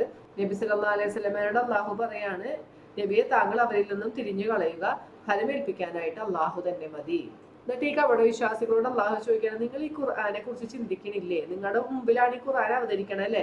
ഈ ആളുകൾ അറിഞ്ഞുകൊണ്ടിരിക്കുകയാണ് ഓരോ ആയത്ത് അവതരിക്കണത്. നബി സല്ലല്ലാഹു അലൈഹി വസല്ലമ അത് വിശദീകരിച്ചു കൊടുക്കാനുണ്ട്, ഒക്കെ ഉണ്ട്. എന്നിട്ടും അള്ളാഹു ചോദിക്കുക, നിങ്ങൾ ഇതിനെ കുറിച്ചൊന്നും ചിന്തിക്കണില്ലേ, ഉറ്റാലോചിക്കുന്നില്ലേ? ഇത് അള്ളാഹുവിന്റെ പക്കൽ നിന്നല്ലായിരുന്നെങ്കിൽ നിങ്ങൾക്ക് ഇതിൽ ധാരാളം വൈരുദ്ധ്യങ്ങൾ കണ്ടെത്താമായിരുന്നു. അങ്ങനെ ഒരു വൈരുദ്ധ്യം ഈ ഖുർആനിലുണ്ടോ? അപ്പൊ നിങ്ങളൊന്ന് മനസ്സിരുത്തി ചിന്തിക്കുക എന്നാണ് അള്ളാഹു പറയണത്. ഇനി ഈ കപട വിശ്വാസികളുടെ ഇടയിൽ ഒരു കാര്യം വന്നെത്താണ്, ഒരു ന്യൂസ് കിട്ടി, ഒരു സമാധാനത്തിന്റെ ന്യൂസോ അല്ലെങ്കിൽ ഒരു ഭയപ്പെടുത്തുന്ന ന്യൂസോ ഒക്കെ കിട്ടുകയാണ് യുദ്ധത്തെ സംബന്ധിച്ചോ, അല്ലെങ്കിൽ അവരെ സംബന്ധിച്ച് ഒരു കാര്യം കിട്ടിയവർ എന്ത് ചെയ്യും? ഉടനെ തന്നെ ആളുകൾക്കിടയിൽ ഇത് പ്രചരിപ്പിക്കും അല്ലെ. അപ്പൊ ഇവിടെ അള്ളാഹു പറഞ്ഞെന്താ, നിങ്ങൾ അങ്ങനെയല്ല ചെയ്യേണ്ടത്, നിങ്ങളത് റസൂലിലേക്കും നിങ്ങളുടെ അധികാരികളിലേക്കാണ് എത്തിക്കേണ്ടത്. അപ്പൊ അവര് കൂടി ആലോചിച്ച് അല്ലെങ്കിൽ അവർ അതിനെ കുറിച്ച് സത്യം കണ്ടെത്തി അതിനൊരു പോംവഴി കണ്ടെത്തും. പക്ഷെ നിങ്ങൾ അങ്ങനെയല്ല ചെയ്യണത്. അപ്പൊ അത് നമുക്കും ബാധകമാണ് അല്ലെ. നമുക്കൊരു കാര്യം കിട്ടിയ, ഒരു ന്യൂസ് കേട്ട അപ്പൊ തന്നെ അങ്ങോട്ട് പോയിട്ട് ആൾക്കാരുടെ ഇടയിൽ ഒരു ഭീതി പടർത്തണ ഒരു വാർത്തയോ അല്ലെങ്കിൽ സന്തോഷം കിട്ടുന്ന വാർത്തയാണെങ്കിലും അതിന്റെ സത്യാവസ്ഥ അറിഞ്ഞതിന് ശേഷം മാത്രമാണ് നമ്മളിത് പ്രചരിപ്പിക്കേണ്ടതെന്ന്. നമ്മളിപ്പോ ഈ ഇന്നത്തെ കാലഘട്ടത്തിൽ ഒരു ന്യൂസ് കിട്ടിയാലല്ലേ വാട്സപ്പ് മെസ്സേജസ് ഇങ്ങനെ വരും, എന്തെങ്കിലും ഒരു കാര്യം ഇപ്പൊ യുദ്ധത്തിനെ സംബന്ധിച്ചോ അല്ലെങ്കിൽ എന്തെങ്കിലും കാര്യങ്ങളെ കുറിച്ച് വരുമ്പോഴത്തേനും നമ്മളത് അങ്ങനെ പ്രചരിപ്പിക്കരുത്, കിട്ടുന്നത് മുഴുവൻ അങ്ങനെ ഫോർവേഡ് ചെയ്യരുത് എന്ന്. അപ്പൊ അതും നമുക്ക് ഇതിൽ നിന്നൊരു പാഠമാണ് അല്ലെ. ഇനി അള്ളാഹു നബി സല്ലല്ലാഹു അലൈഹി വസല്ലമയോട് പറയാണ്, ഓരോരുത്തരും യുദ്ധം ചെയ്യണം ആർക്ക് വേണ്ടിയിട്ടാണ്? അവരാർക്ക് വേണ്ടിയിട്ട് തന്നെയാണ്. അള്ളാഹുവിന്റെ മാർഗത്തിൽ യുദ്ധം ചെയ്താല് അവർക്ക് തന്നെയാണ് അതിന്റെ നന്മ. ആരെയും നിർബന്ധിക്കേണ്ട ആവശ്യമില്ല. വെറുതെ സത്യവിശ്വാസികളെ പ്രേരിപ്പിക്കുക മാത്രമാണ് ചെയ്യേണ്ട ആവശ്യമുള്ളൂ എന്ന് നബി സല്ലല്ലാഹു അലൈഹി വസല്ലമയോട് പറയാണ്. ഇനി ആരെങ്കിലും എന്തെങ്കിലും ഒരു കാര്യത്തിന്, നല്ലൊരു കാര്യത്തിനാണ് ശുപാർശ ചെയ്യണമെങ്കിൽ അതിന്റെ ഒരു ഓഹരി അവർക്കുണ്ട്. ഇനി എന്തെങ്കിലും ഒരു മോശം കാര്യത്തിനാണ് മറ്റുള്ളവരെ പ്രേരിപ്പിക്കണമെങ്കിലോ അതിന്റെ ഓഹരിയും നിങ്ങൾക്ക് തന്നെയാണുള്ളത്. അപ്പൊ നന്മ ചെയ്താൽ നന്മ കിട്ടും, അല്ലെങ്കിൽ തിന്മ പ്രവർത്തിച്ചാൽ അതിന്റെ ഒരു ഓഹരി നിങ്ങൾക്ക് ചെല്ലുമ്പോൾ അള്ളാഹുവിന്റെ അടുത്തുനിന്ന് കിട്ടും എന്നാണ് പറയണത്. അള്ളാഹു നമ്മളെ ഒരു അഭിവാദ്യം ചെയ്യാൻ പഠിപ്പിക്കുകയാണ് അല്ലെ. ആരെങ്കിലും നമ്മൾക്ക് ഇങ്ങോട്ടൊരു അഭിവാദ്യം ചെയ്താൽ നമ്മൾ അതിന് അതുപോലെയോ അല്ലെങ്കിൽ അതിനേലും നന്നായിട്ടുമാണ് നമ്മൾ തിരിച്ച് അഭിവാദ്യം ചെയ്യേണ്ടത്. ഇപ്പൊ ഒരാൾ അസ്സലാമു അലൈക്കും എന്ന് പറഞ്ഞാൽ നമ്മൾ തിരിച്ച് വഅലൈക്കും അസ്സലാം വറഹ്മത്തുള്ളാഹ് എന്ന് പറയാം. അല്ലെങ്കിൽ വഅലൈക്കും അസ്സലാം എന്നെങ്കിലും മിനിമം പറയണം, അല്ലെങ്കിൽ അതിനേലും ഏറ്റവും നന്നായി വഅലൈക്കും അസ്സലാം വറഹ്മത്തുള്ളാഹി വബറകാതുഹു. അങ്ങനെ വേണം നിങ്ങൾ ഒരാൾ അഭിവാദ്യം ചെയ്താൽ തിരിച്ച് നിങ്ങൾ ചെയ്യേണ്ടത് എന്ന് അള്ളാഹു നമ്മളെ പഠിപ്പിച്ചു തരാണ്. അടുത്തൊരു കാര്യം അള്ളാഹു പറയണത്, ഒരു സത്യവിശ്വാസിയായ ഒരാൾക്ക് മറ്റൊരാളെ അബദ്ധവശാലല്ലാണ്ട് ഒരു തരത്തിലും കൊലപ്പെടുത്താൻ പാടില്ല അല്ലെ. കൊലപാതകം എന്ന് പറയുന്നത് ഒരു വലിയ പാപമാണ്, വൻപാപങ്ങളിൽ പെട്ടൊരു കാര്യമാണ്. ഒരാള് അബദ്ധവശാൽ മറ്റൊരാളെ കൊലപ്പെടുത്തിയാൽ അതിനുള്ള പ്രായശ്ചിത്തം എന്താണെന്നാണ് അള്ളാഹു നമുക്ക് പഠിപ്പിച്ചു തരുന്നത് അല്ലെ. എന്താ? സത്യവിശ്വാസിയായ ഒരു അടിമയെ മോചിപ്പിക്കുക, പിന്നെ ഈ കൊല്ലപ്പെട്ട ആളുകളുടെ വീട്ടുകാർക്ക് നഷ്ടപരിഹാരം കൊടുക്കുക. ഇനി ഈ കൊല്ലപ്പെട്ട ആള് നമ്മുടെ ശത്രുഭാഗത്തുള്ള ആളാണെങ്കിൽ എന്ത് ചെയ്യണം? അപ്പൊ അവർക്ക് നഷ്ടപരിഹാരം കൊടുക്കേണ്ട കാര്യമില്ല, കാരണം ആ പൈസ കൊണ്ട് അവർ നമ്മളെ തന്നെ ഉപദ്രവിക്കും അല്ലെ. പിന്നെ അവർക്ക് ഉള്ള പ്രായശ്ചിത്തം എന്താണ്? ഒരു സത്യവിശ്വാസിയായ അടിമയെ മോചിപ്പിക്കുകയാണ് വേണ്ടത്. ഇനി അവർക്കൊരു അടിമയെ കിട്ടിയില്ല, അല്ലെങ്കിൽ ഈ കുടുംബത്തിന് വേണ്ട പ്രായശ്ചിത്ത തുക നൽകാനായിട്ട്, നഷ്ടപരിഹാര തുക നൽകാൻ സാധിച്ചില്ലെങ്കിൽ അവർ എന്ത് ചെയ്യണം? 2 മാസം തുടർച്ചയായി നോമ്പെടുക്കണം. ആ തുടർച്ചയായി എന്നുള്ളത് നിർബന്ധമാണ്. ഇടയിൽ അത് വിട്ടുപോയി കഴിഞ്ഞാൽ ആദ്യം അവര് 60 ദിവസം തന്നെ വീണ്ടും നോമ്പെടുക്കണം എന്നാണ് അള്ളാഹു പഠിപ്പിച്ചു തരുന്നത്. അപ്പൊ അവിടെ നമ്മൾ മനസ്സിലാക്കേണ്ട ഒരു കാര്യം, ഒരു സത്യവിശ്വാസി അബദ്ധവശാൽ ഒരാളെ കൊലപ്പെടുത്തിയാല് ഒരു സത്യവിശ്വാസിയായ അടിമയെ മോചിപ്പിക്കണം. അത് മാത്രം പോരാ, ഈ കൊല്ലപ്പെട്ട ആളുടെ കുടുംബത്തിന് അവര് നമ്മളുടെ സത്യവിശ്വാസികൾ തന്നെയായിരിക്കും, അല്ലെങ്കിൽ നമ്മളോട് യോജിച്ച് നിൽക്കുന്ന ആളുകളായിരിക്കും. ഒരിക്കലും നമ്മുടെ ശത്രുക്കളാവരുത് അല്ലെ. ഇപ്പൊ നമ്മളെ യോജിച്ച് നിൽക്കുന്ന ആളുകളാണെങ്കിൽ അവർക്ക് നഷ്ടപരിഹാര തുക കൊടുക്കണം. ഇനി നമ്മുടെ ശത്രുക്കളാണെങ്കിൽ അവർക്ക് നഷ്ടപരിഹാരം കൊടുക്കേണ്ട ആവശ്യമില്ല. ഒരു സത്യവിശ്വാസിയായ അടിമയെ മോചിപ്പിക്കുകയാണ് വേണ്ടത്. ഇനിയിപ്പോ ഒരു അടിമയെ നമുക്ക് കിട്ടിയില്ല മോചിപ്പിക്കാനെങ്കിൽ എന്ത് ചെയ്യാം? 60 ദിവസം തുടർച്ചയായി നിങ്ങൾ നോമ്പെടുക്കണം എന്നാണ് അള്ളാഹുവിന്റെ വിധി. ഇനി ഒരാള് മറ്റൊരാളെ കരുതിക്കൂട്ടി കൊലപ്പെടുത്തിയാലോ അതിന് വേറെ പ്രായശ്ചിത്തം എന്ന് പറയാനില്ല അല്ലെ. അവർക്ക് എന്താ ഉള്ളത്? നരകമാണ്, ജഹന്നമാണ് പ്രതിഫലമായിട്ടുള്ളത്. ഇനി അയാൾ ആത്മാർത്ഥമായി പശ്ചാത്തപിച്ച് അള്ളാഹുവിനോട് പ്രാർത്ഥിച്ചാൽ അള്ളാഹു ഉദ്ദേശിച്ചിട്ടുണ്ടെങ്കിൽ അള്ളാഹു സ്വീകരിക്കും, പ്രാർത്ഥന സ്വീകരിക്കും, അയാൾക്ക് പുറത്തു കൊടുക്കും. അപ്പോൾ ഒരിക്കലും ഒരു കൊലപാതകം നമ്മളുടെ ഭാഗത്തുനിന്ന് ഉണ്ടാവാൻ പാടില്ല. അത് ഏറ്റവും വലിയ വൻപാപമാണെന്നാണ് അള്ളാഹു നമുക്ക് പഠിപ്പിച്ചു തന്നത്. അടുത്തൊരു കാര്യം അള്ളാഹു പറയണെന്ന് വെച്ചാൽ, യുദ്ധത്തിന്റെ ഇടയിൽ ചില ആളുകൾ പിടിക്കപ്പെടുന്നാവുമ്പോ വേഗം വന്നിട്ട് അസ്സലാമു അലൈക്കും അല്ലെങ്കിൽ എന്താ അഷ്ഹദു അല്ലാ ഇലാഹ ഇല്ലല്ലാഹ് എന്നൊക്കെ പറയും. അപ്പൊ നിങ്ങൾ ഒരിക്കലും അവരെ കൊന്നു കളയരുത്. കാരണം ചിലപ്പോ അവര് രക്ഷപ്പെടാൻ വേണ്ടി പറയണതായിരിക്കാം. അപ്പൊ നമ്മ വിചാരിക്കും, നീ ഇപ്പൊ രക്ഷപ്പെടാൻ വേണ്ടിയല്ലേ എന്നും പറഞ്ഞിട്ട് നിങ്ങൾ ഇങ്ങനെ കൊന്നു കളയരുത് എന്നാണ് അള്ളാഹു പറയണത്. അവരുടെ ഉള്ളിലുള്ളത് എന്താന്ന് അള്ളാഹുവിനെ അല്ലേ അറിയുള്ളൂ. ഒരിക്കലും ഇങ്ങോട്ട് അസ്സലാമു അലൈക്കും അല്ലെങ്കിൽ സമാധാനത്തിന്റെ വാക്കുകൾ പറയുന്ന ഒരാളെ ഒരിക്കലും നിങ്ങൾ യുദ്ധത്തിന്റെ ഇടയിൽ കൊന്നു കളയരുത് എന്ന് അള്ളാഹു അവിടെ പഠിപ്പിക്കുന്നുണ്ട്. ഒരിക്കലും അവരുടെ കയ്യിലുള്ള എന്തെങ്കിലും യുദ്ധം മുതൽ പ്രതീക്ഷിച്ചുകൊണ്ടോ ആഗ്രഹിച്ചുകൊണ്ടോ ഒന്നും ഒരിക്കലും അവരെ കൊന്നു കളയരുത് എന്ന് അള്ളാഹു പറഞ്ഞു. ഈ യുദ്ധത്തിന് പോവാണ്ട് മടിച്ചിരിക്കുന്ന ആളുകളും യുദ്ധത്തിന് വേണ്ടി തയ്യാറായി പോണ ആളുകളും ഒരിക്കലും ഒരുപോലെ അല്ല അല്ലെ. അള്ളാഹു സമരത്തിന് വേണ്ടി ഇറങ്ങി പുറപ്പെടുന്ന ആളുകളെ മറ്റുള്ളവരെക്കാളും അള്ളാഹു ശ്രേഷ്ഠരാക്കിയിട്ടുണ്ട് എന്നാണ് അള്ളാഹു പഠിപ്പിക്കുന്നത്. അതുപോലെ തന്നെ അള്ളാഹുവിന്റെ മാർഗത്തില് ഹിജറ പോണ ആളുകളും അവര് അള്ളാഹുവിന്റെ മാർഗത്തിൽ ഇവര് ഹിജറ പോയി എന്നിട്ട് ഭൂമിയിൽ അവര് മരണപ്പെടുകയാണെങ്കിൽ അവരെ എന്താണ്? അവർക്ക് ഏറ്റവും നല്ല പ്രതിഫലമാണ് അള്ളാഹുവിൽ നിന്ന് ഉണ്ടാവുക. ഇങ്ങനെ ഹിജറ പോണ ആളുകൾക്ക് അള്ളാഹുവിന്റെ പക്കൽ നിന്നുള്ള സഹായവും അള്ളാഹു കൊടുക്കും എന്ന് അള്ളാഹു നമുക്ക് പഠിപ്പിച്ചു തരാണ്. ഈ അടുത്തൊരു കാര്യം അള്ളാഹു പറയണത്, നിങ്ങൾ ഭൂമിയിലൂടെ യാത്ര ചെയ്യാണ്, ദൂരയാത്രയൊക്കെ ചെയ്യുമ്പോൾ നിങ്ങൾക്ക് നമസ്കാര സമയമായാല് നിങ്ങൾ ആ നമസ്കാരത്തിൽ നിന്നും ചുരുക്കി നമസ്കരിക്കുന്നതിന് നിങ്ങൾക്ക് തെറ്റില്ലാന്ന്. ഇപ്പോൾ 4 റക്അത്തുള്ള നമസ്കാരങ്ങളെ 2 റക്അത്തായിട്ട് നമുക്ക് ചുരുക്കി നമസ്കരിക്കാം അല്ലെ. അപ്പൊ അള്ളാഹു തന്ന ആ ഇളവ് സ്വീകരിക്കലാണ് അള്ളാഹുക്ക് ഏറ്റവും ഇഷ്ടം. അപ്പൊ ഒരു യാത്രയിൽ ബുദ്ധിമുട്ടിയ 4 റക്അത്ത് നമസ്കരിക്കേണ്ട കാര്യമില്ല. അതിനേലും അള്ളാഹ്ക്ക് ഇഷ്ടം ആ ഇളവ് സ്വീകരിച്ചുകൊണ്ട് 2 റക്അത്തായി ചുരുക്കി നമസ്കരിക്കുന്നതാണ് എന്നാണ് പഠിപ്പിക്കുന്നത്. പിന്നെ അള്ളാഹു നമസ്കാരത്തിന്റെ വേറൊരു തലം പറയാണ്. ഒരു ഭയപ്പാടിന്റെ അവസരത്തിലാണ് നിങ്ങൾ നമസ്കരിക്കണേന്നൊക്കെ. ഒരു യുദ്ധത്തിന്റെ സാഹചര്യത്തിലോ അങ്ങനെ നിങ്ങളൊരു ഭയപ്പാടുള്ള അവസരത്തിലാണ് നമസ്കരിക്കണം. നബി സല്ലല്ലാഹു അലൈഹി വസല്ലമ നിങ്ങളുടെ കൂടെ ഉണ്ടെങ്കിൽ എങ്ങനെ നമസ്കരിക്കണം? നബി സല്ലല്ലാഹു അലൈഹി വസല്ലമയുടെ കൂടെ നിങ്ങളിൽ നിന്നും ഒരു വിഭാഗം നമസ്കരിക്കുക. എന്നിട്ട് അവര് അപ്പൊ ബാക്കിയുള്ളവർ എന്ത് ചെയ്യണം? ബാക്കിയുള്ളവർ ആയുധങ്ങളുമായി ജാഗ്രതയോട് കൂടി നോക്കി നിൽക്കണം, ശത്രുക്കൾ ആക്രമിക്കുന്നത് നോക്കി നിൽക്കണം. അത് കഴിഞ്ഞ് ഇവർ സുജൂദ് ചെയ്ത് കഴിഞ്ഞാൽ ഇവരങ്ങോട്ട് മാറിയിട്ട് അടുത്ത വിഭാഗം നമസ്കരിക്കാത്ത ആളുകൾ മുന്നിലോട്ട് വരികയും അപ്പോഴും അവരുടെ കയ്യിൽ ആയുധം ഉണ്ടായിരിക്കണം. നമസ്കരിക്കുമ്പോഴും ഇവര് ജാഗ്രത കൈക്കൊള്ളുകയും വേണം എന്നാണ് പറഞ്ഞത്. അപ്പൊ അത് പല തരത്തിലുണ്ട് എന്നൊക്കെ നമ്മളിത് ഈ ആയത്ത് പഠിച്ചപ്പോൾ വിശദീകരിച്ച് നമ്മൾ പഠിച്ചതാണ്. ഇനി നിങ്ങൾക്കൊരു മഴ മൂലമോ അല്ലെങ്കിൽ എന്തെങ്കിലും അസുഖം മൂലമോ ഈ ആയുധം ഏന്തിക്കൊണ്ട് നമസ്കരിക്കാൻ ബുദ്ധിമുട്ടുണ്ടെങ്കിൽ നിങ്ങൾക്ക് ആയുധം താഴെ വെക്കണേനൊന്നും തെറ്റില്ല എന്നൊക്കെ അള്ളാഹു പഠിപ്പിക്കുന്നുണ്ട്. അപ്പൊ ഏതൊരു അവസരത്തിലായാലും, എത്ര ഒരു ഭീതിയുടെ ഒരു അവസരമായാലും അല്ലെങ്കിൽ ഇനി എന്ത് സാഹചര്യമായാലും നമസ്കാരം നമുക്ക് ഉപേക്ഷിക്കാൻ പാടില്ല എന്നാണ് അള്ളാഹുവിടെ പഠിപ്പിച്ചു തരുന്നത്. അപ്പൊ നമ്മളുടെ സാഹചര്യങ്ങൾ അനുസരിച്ച് അള്ളാഹു നമസ്കാരത്തെ ചുരുക്കി നമസ്കരിക്കാനും ഒക്കെ നമുക്ക് എളുപ്പമാക്കി തരുന്നുണ്ട്. എന്നാലും നിങ്ങൾ ആ നമസ്കാരം ഉപേക്ഷിക്കരുത് എന്നാണ് മനസ്സിലാക്കേണ്ടത്. ഇനി അടുത്തൊരു സംഭവം അള്ളാഹു പറയുന്നത് എന്താണ്? വഞ്ചകന്മാർക്ക് വേണ്ടി ഒരിക്കലും നിങ്ങൾ വാദിക്കുന്നവരാകരുത് എന്ന്. അള്ളാഹു എപ്പോഴും സത്യത്തിന്റെ കൂടെയാണ്. ഈ വേദഗ്രന്ഥം അവതരിപ്പിച്ചതും വളരെ യഥാർത്ഥ പ്രകാരമാണ്. അപ്പൊ നിങ്ങൾ ആളുകൾക്കിടയിൽ നിങ്ങൾ എന്തൊരു വിധി കൽപ്പിക്കുമ്പോഴും നീതിപൂർവം ചെയ്യണം. ഒരിക്കലും ചതിക്കുന്ന ആളുകൾക്ക് വേണ്ടി നിങ്ങൾ വാദിക്കാൻ പാടില്ല. ഇത് നമ്മൾ പറഞ്ഞൂലേ, ഒരു യഹൂദന്റെ നിരപരാധിത്വം തെളിയിക്കാനായിട്ട് അള്ളാഹു അവതരിപ്പിച്ച ആയത്തുകളാണിത്. അപ്പൊ ആര് തന്നെയാണെങ്കിലും തെറ്റ് ചെയ്യണത്, സത്യവിശ്വാസിയായ ഒരാളാണ് അല്ലെങ്കിൽ നമ്മുടെ ഏറ്റവും അടുത്ത ബന്ധുവാണ്, ആരാണെങ്കിലും നിങ്ങൾ ഒരിക്കലും അവർക്ക് കൂട്ടു നിൽക്കരുത്. സത്യത്തിന്റെ കൂടെ തന്നെ ആയിരിക്കണം നിങ്ങൾ നിൽക്കേണ്ടതെന്നൊക്കെയാണ് അള്ളാഹു നമുക്ക് പഠിപ്പിച്ചു തരുന്നത്. പിന്നെ അടുത്തൊരു കാര്യം അള്ളാഹു പറഞ്ഞ എന്താണ്? നിങ്ങൾ നടത്തുന്ന ഏതൊരു ഗൂഢ സംഭാഷണവും അതില് നന്മയില്ല. എല്ലാ ഗൂഢ സംഭാഷണവും എന്തെങ്കിലും മോശത്തരായിരിക്കും അല്ലെ. ഒരു നന്മയ്ക്ക് വേണ്ടിയോ അല്ലെങ്കിൽ ആളുകൾക്കിടയിൽ എന്തെങ്കിലും രഞ്ജിപ്പുണ്ടാക്കാൻ വേണ്ടിയൊക്കെ നിങ്ങൾ നടത്തുന്ന സ്വകാര്യ സംഭാഷണം ഒഴിച്ച് ബാക്കി എല്ലാ സ്വകാര്യ സംഭാഷണങ്ങളും എന്താണ്? നല്ലതല്ല, അതിൽ ഗുണമില്ലാത്തതാണ്. അപ്പൊ അത് ഒഴിവാക്കണതാണ് നല്ലത് എന്നാണ് അള്ളാഹു പറഞ്ഞത്. അള്ളാഹുവിന്റെ തൃപ്തി പ്രതീക്ഷിച്ചുകൊണ്ട് ആരെങ്കിലും നല്ലൊരു പ്രവൃത്തിക്ക് വേണ്ടി അത് ചെയ്താല് അവർക്ക് അള്ളാഹുവിൽ നിന്നും വമ്പിച്ച പ്രതിഫലം ഉണ്ടായിരിക്കും. ഇനി വീണ്ടും അള്ളാഹു പറയാണ്, ഇവർക്ക് സത്യമൊക്കെ മനസ്സിലാക്കിയതിന് ശേഷം റസൂലിനോട് ചേരി തിരിഞ്ഞുകൊണ്ട് സത്യവിശ്വാസികളുടെ മാർഗം അല്ലാത്ത വേറൊരു മാർഗം സ്വീകരിച്ചു പോണ ആളുകൾക്ക് എന്തായാലും നരകം തന്നെയാണുള്ളത്. ജഹന്നം, കത്തിജ്വലിക്കുന്ന നരകം അള്ളാഹു ഒരുക്കി വെച്ചിട്ടുണ്ട്. അതാണ് അവരുടെ സങ്കേതം എന്ന് അള്ളാഹു പറഞ്ഞു തന്നു. വീണ്ടും അള്ളാഹു ശിർക്ക് ചെയ്യണതിനെ കുറിച്ച് പറയാണ്. അള്ളാഹു ഒരിക്കലും പുറത്തു തരാത്തൊരു തെറ്റാണ് എന്ത്? അള്ളാഹുവിനോട് പങ്കു ചേർക്കുക എന്നുള്ളത്. ആരെങ്കിലും പങ്കു ചേർക്കുന്നുണ്ടെങ്കിൽ അവൻ ഏറ്റവും വലിയ വഴിപിഴവിലാണെന്ന് അവൻ മനസ്സിലാക്കിക്കോട്ടെ എന്നാണ് അള്ളാഹു പറഞ്ഞത്. അങ്ങനെ അള്ളാഹുവിന് പുറമെ മറ്റുള്ളവരെ, ചില സ്ത്രീകളെ ആയിരിക്കാം, ചില വിഗ്രഹങ്ങളെ ആയിരിക്കാം, അല്ലെ, ദേവി ദേവന്മാരെയൊക്കെ പൂജിക്കുന്ന ആളുകളൊക്കെ ഉണ്ട്. അങ്ങനെയുള്ള ആളുകളെ അള്ളാഹു ശപിച്ചിരിക്കുകയാണെന്നാണ് അള്ളാഹു പറയണത്.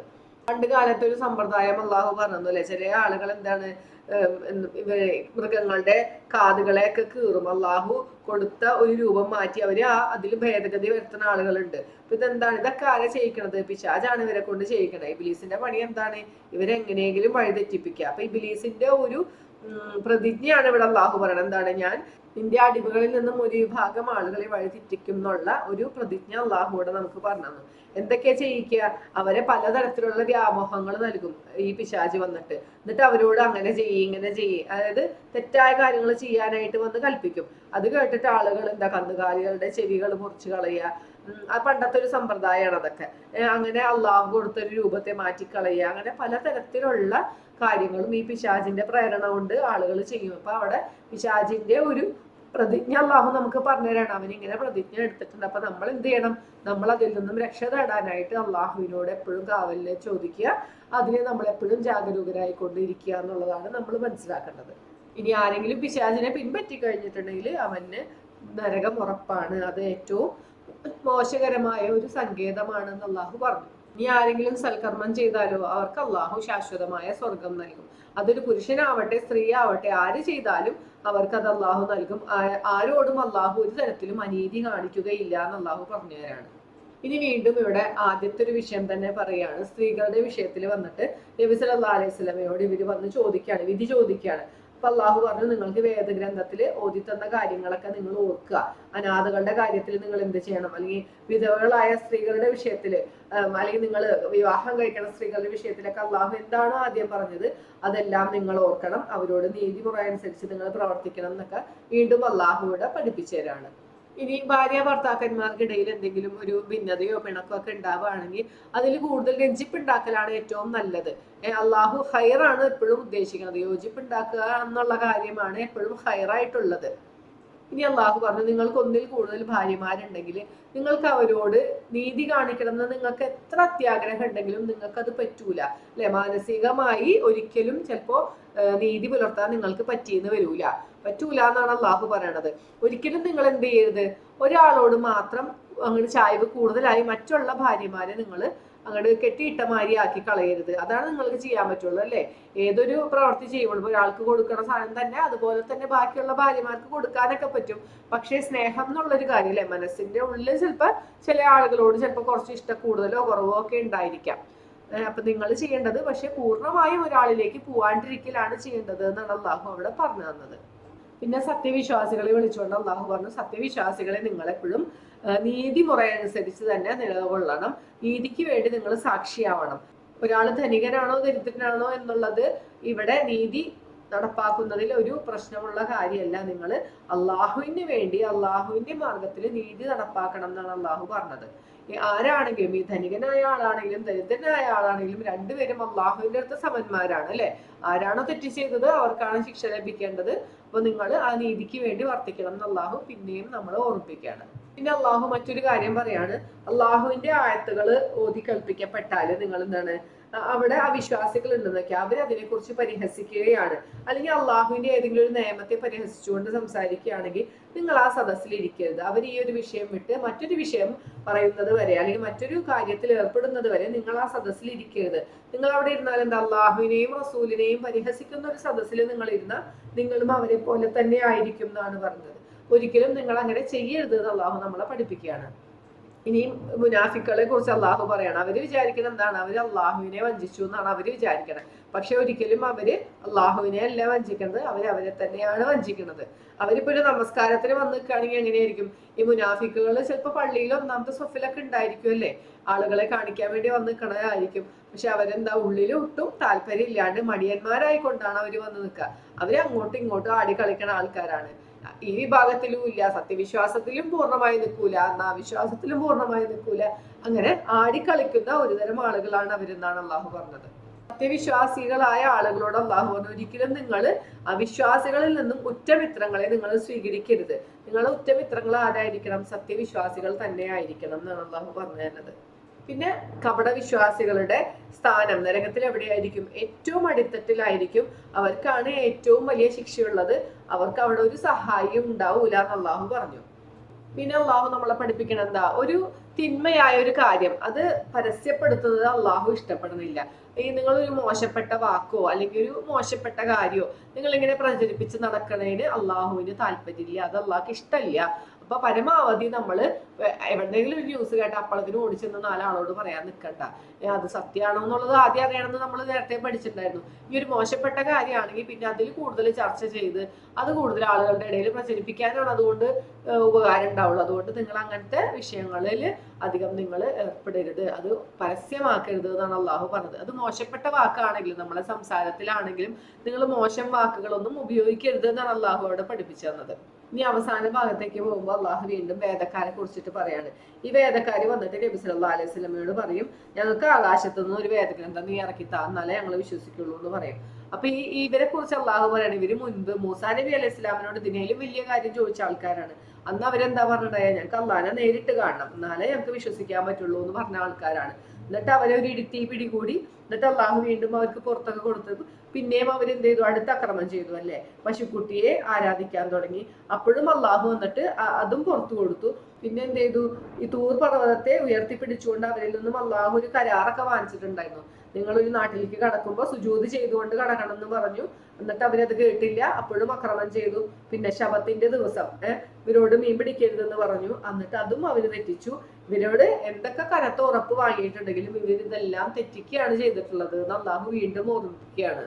ഇവരെന്നിട്ട് പറയണെന്താ, ഞങ്ങളുടെ ഹൃദയങ്ങൾക്ക് ഉറയിടപ്പെട്ടതാണ്, മറയിടപ്പെട്ടത് കൊണ്ടാണ് ഞങ്ങൾ ഇങ്ങനെയായി പോയത് എന്നാണ് അവര് പറയണത്. എന്തൊക്കെ കരാർ അവർ അള്ളാഹുവിനോട് നടത്തിയാലും അവരതൊക്കെ ലംഘിക്കും.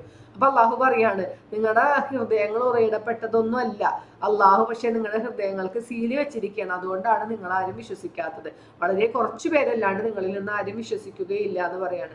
ഇവരെന്ത് ചെയ്തു? പിന്നെ മറിയം അലൈഹി ഇസ്ലാമിന്റെ പേരിൽ കള്ളാരോപണം കെട്ടിച്ചമച്ചു അല്ലെ. പിന്നെ പറഞ്ഞു ഈസാ നബി അലൈഹി ഇസ്ലാമിനെ ഞങ്ങൾ കൊന്നു കളഞ്ഞു എന്നൊരു വാദം അവർ ചെയ്തു. അതൊന്നും ശരിയല്ല എന്ന് അള്ളാഹുവിടെ പറയാണ്. നിങ്ങൾ ഒരിക്കലും ഈസാ നബി അലൈഹി ഇസ്ലാമിനെ ക്രൂശിച്ചിട്ടുമില്ല, കൊലപ്പെടുത്തിയിട്ടുമില്ല. അദ്ദേഹത്തെ എന്താണ് അള്ളാഹുവിന്റെ അടുത്തേക്ക് ഉയർത്തുകയാണ് അള്ളാഹു ചെയ്തത് എന്നാണ് പറയണത്.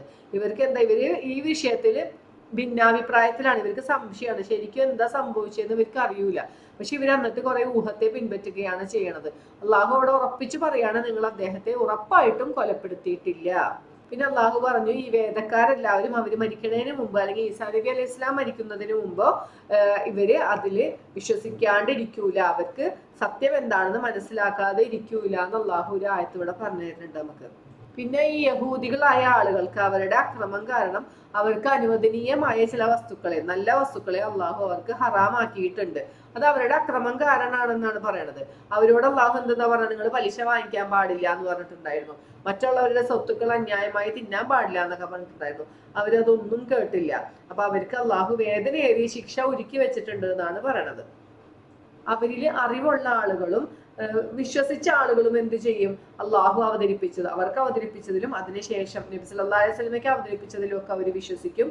അവർ നമസ്കാരം നിലനിർത്തും, സകാത്ത് കൊടുക്കും, പരലോകത്തിലും അള്ളാഹുവിലും അവർക്ക് വിശ്വാസം ഉണ്ടായിരിക്കും. അങ്ങനെയുള്ളവർക്ക് അള്ളാഹുവിന്റെ പക്കൽ നിന്നും വമ്പിച്ച പ്രതിഫലം ഉണ്ട് എന്ന് പറഞ്ഞു. അപ്പൊ നബി സല്ലല്ലാഹു അലൈഹി വസല്ലമയോട് അള്ളാഹു പറയാണ്, പ്രവാചകരെ താങ്കൾക്ക് വഹി നൽകിയത് മുൻപുള്ള പ്രവാചകന്മാർക്ക് വഹി നൽകിയതുപോലെ തന്നെയാണ്. ചില പ്രവാചകന്മാരെ കുറിച്ച് നബി സല്ലല്ലാഹു അലൈഹി വസല്ലമയ്ക്ക് അള്ളാഹു വിവരിച്ചു കൊടുത്തിട്ടുണ്ട്, എന്നാൽ വിവരിച്ചു കൊടുക്കാത്ത പ്രവാചകന്മാരുമുണ്ട്. മൂസാ നബി അലൈഹി ഇസ്ലാമിനോട് അള്ളാഹു സംസാരിച്ചിട്ടുണ്ട് എന്ന് പറയാണ്. ഈ പ്രവാചകന്മാരെ അള്ളാഹു അയച്ചിട്ടുള്ള എന്തിനാണ്?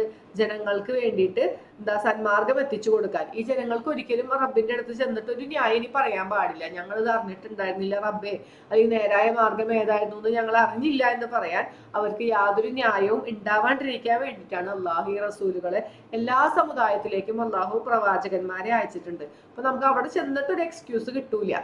ഇവിടുന്ന് അള്ളാഹു അതിനുള്ള എല്ലാ ഒരുക്കങ്ങളും അല്ലെങ്കിൽ എല്ലാതും നമുക്ക് എത്തിച്ചു തന്നിട്ടുണ്ട് എന്നാണ് അള്ളാഹു ഇവിടെ പറയണത്. ഇനി ഇതൊക്കെ അള്ളാഹു തന്നിട്ടും അവിശ്വസിച്ച ആളുകളുടെ കാര്യം അവര് വളരെ വിദൂരമായ ഒരു വഴിപിഴവിലാണ്. അവരൊരിക്കലും നേരായ മാർഗത്തിലേക്ക് പോകൂല, അവര് ജഹന്നമിലേക്ക് തന്നെയാണ് പോണത്, അവരവിടെ നിത്യവാസികളായിരിക്കും എന്ന് പറഞ്ഞു. ഇനി അള്ളാഹു ജനങ്ങളെ പൊതുവെ വിളിച്ചുകൊണ്ട് പറയാണ്, നിങ്ങൾക്ക് ഒരു റസൂല് സത്യവും കൊണ്ടാണ് വന്നിട്ടുള്ളത്, അത് നിങ്ങളുടെ രക്ഷിതാവിന്റെ നിന്നിട്ടാണ് വന്നിട്ടുള്ളത്. അതുകൊണ്ട് നിങ്ങൾ എന്ത് ചെയ്യണം? നിങ്ങൾ അദ്ദേഹത്തിൽ വിശ്വസിക്കുക, അതാണ് നിങ്ങൾക്ക് ഏറ്റവും ഹൈറായിട്ടുള്ളത്. ഇനി ആരെങ്കിലും അവിശ്വസിച്ചാൽ എന്താ? അള്ളാഹ്ക്ക് എന്തെങ്കിലും നഷ്ടമുണ്ടോ? അള്ളാഹുവിനൊരു നഷ്ടവും ഇല്ല. ആകാശഭൂമികളിലുള്ളത് മുഴുവനും അള്ളാഹുവിൻ്റെതാണ്. അള്ളാഹു എല്ലാം അറിയുന്നവനും അഗാധജ്ഞനുമാണ് എന്ന് അള്ളാഹു പറഞ്ഞു തന്നു. ഇനി വീണ്ടും വേദക്കാരോട് പറയാണ്, നിങ്ങൾ ഒരിക്കലും മതത്തിൽ അതിര് കവിയരുത് അല്ലെ. അവര് പൗരോഹിത്യം ഏറ്റെടുത്തിട്ടും പിന്നെ പല കാര്യങ്ങളും അവർ അള്ളാഹുവിന്റെ പ്രീതി നേടാന്ന് പറഞ്ഞിട്ട് അവര് മതത്തിൽ അതിര് കവിയാണ് ചെയ്യണത് അല്ലെ. അവരുടെ ദൂതനായി അള്ളാഹു അയച്ച പ്രവാചകനായ ഈസാ നബി അലൈഹി ഇസ്ലാമിനെ അവര് സ്നേഹിച്ചിട്ട് എന്താക്കി? ദൈവമാക്കി മാറ്റി, ദൈവപുത്രനാക്കി മാറ്റി. അപ്പൊ നിങ്ങൾ ഒരിക്കലും മതത്തിൽ അതിര് കവിയരുത്. ഒരിക്കലും നിങ്ങൾ അള്ളാഹുവിന്റെ പേരിൽ സത്യമല്ലാത്തൊന്നും നിങ്ങൾ പറയരുത്. ഈസാ നബി അലൈഹി ഇസ്ലാം ആരാണ്? മറിയമിന്റെ പുത്രനാണ്, അള്ളാഹുവിന്റെ റസൂലാണ്. അത് ഒരിക്കലും ദൈവമോ ദൈവപുത്രനോ അല്ല, മറിയം ബീവിയുടെ മകനാണെന്ന് എപ്പോഴും അള്ളാഹു പറയൂല്ലേ ഖുർആനിൽ. ഈസാ നബി അലൈഹി ഇസ്ലാമിനെ കുറിച്ച് പറയുന്നിടത്തൊക്കെ ഈസബിനു മറിയം എന്നാണ് അള്ളാഹു പറയുന്നത്. കാരണം എന്താ? ദൈവപുത്രനാണെന്നൊരു വാദം ജനങ്ങൾക്കിടയിൽ ഉള്ളത് കൊണ്ട് അള്ളാഹു അവിടെ അതിനെ ഖണ്ഡിക്കുകയാണ്. ഇത് ദൈവപുത്രനല്ല, മറിയമിന്റെ പുത്രനാണ് ഈസ. ഒരിക്കലും വേറൊരു പ്രവാചകനെയും ഇബിനു ചേർത്തുകൊണ്ട് അള്ളാഹു ഖുർആനിൽ പറഞ്ഞിട്ടില്ല. അപ്പൊ ഇവിടെ ഈസാ നബി അലൈഹി ഇസ്ലാമിന് പ്രത്യേകം അള്ളാഹു ഈസബിനു മറിയം എന്നാണ് പറയണത്. അപ്പൊ ഒരിക്കലും ഇത് അള്ളാഹുവിന്റെ പുത്രനല്ല, നിങ്ങൾ അങ്ങനെ ഇല്ലാത്ത കാര്യം പറയരുത്. പിന്നെന്താ? അള്ളാഹുവിൽ നിങ്ങൾ റസൂലിൽ നിങ്ങൾ വിശ്വസിക്കണം. ഒരിക്കലും നിങ്ങൾ ത്രിയേകത്വം പറയരുത്. വലാത്ത കുലു സലാസ എന്നാണ് പറയുന്നത്. നിങ്ങൾ ഒരിക്കലും മൂന്നെന്ന് പറയരുത്. ത്രിയേകത്വം വാദിച്ച് വരരുത്. നിങ്ങൾ അതൊക്കെ ഉപേക്ഷിക്കുക. അള്ളാഹു ഏകനാണ്, അള്ളാഹു വളരെ പരിശുദ്ധനാണ്. ഒരിക്കലും ഒരു സന്താനത്തെ സ്വീകരിക്കുന്ന ആളല്ല അള്ളാഹു. അള്ളാഹു എത്രയോ പരിശുദ്ധനാണ് നിങ്ങൾ പറയുന്നതിൽ നിന്നെല്ലാം എന്നാണ് അള്ളാഹുവിടെ പറയണത്. ഇനി ഈസാ നബി അലൈഹി ഇസ്ലാമിന് ഒരിക്കലും ഒരു വിഷമമില്ല അള്ളാഹുവിന്റെ അടിമയായിരിക്കാനായിട്ട്, അല്ലെങ്കിൽ അള്ളാഹുവിന്റെ ദൂതനായിട്ട് ഇരിക്കാനായിട്ട്. ഈസാ നബി അലൈഹി ഇസ്ലാമിന് യാതൊരു മടിയുമില്ല. ഇവര് ജനങ്ങൾ എന്താണ് പറഞ്ഞുണ്ടാക്കുന്നത്, അത് ദൈവമാണെന്നും ദൈവപുത്രനാണെന്നും ഒക്കെ അങ്ങോട്ട് പറഞ്ഞുണ്ടാക്കുകയാണ്. എന്നിട്ട് ജനങ്ങളെ വിളിച്ചിട്ട് അള്ളാഹു പറയാണ്, ജനങ്ങളെ, നിങ്ങൾക്ക് വന്നിട്ടുള്ളത് ഏറ്റവും റബ്ബിന്റെ അടുത്ത് നിന്നുള്ള ഏറ്റവും ഖണ്ഡിതമായ ഒരു രേഖയാണ്, ഒരു തെളിവാണ് നിങ്ങൾക്ക് വന്നിട്ടുള്ളത്. അതുകൊണ്ട് നിങ്ങൾ അതിൽ വിശ്വസിക്കുക. അത് നിങ്ങൾക്ക് നൽകുന്ന ഏറ്റവും സ്പഷ്ടമായ ഒരു പ്രകാശമാണ് എന്നാണ് അള്ളാഹു പറഞ്ഞത്. അള്ളാഹുവിനെ വിശ്വസിക്കുകയും അള്ളാഹുവിനെ മുറുകെ പിടിക്കുകയും ചെയ്തവർക്ക് എന്തുണ്ടാവും? അള്ളാഹുവിന്റെ കാരുണ്യത്തിലും അനുഗ്രഹത്തിലും അവരെ പ്രവേശിപ്പിക്കും.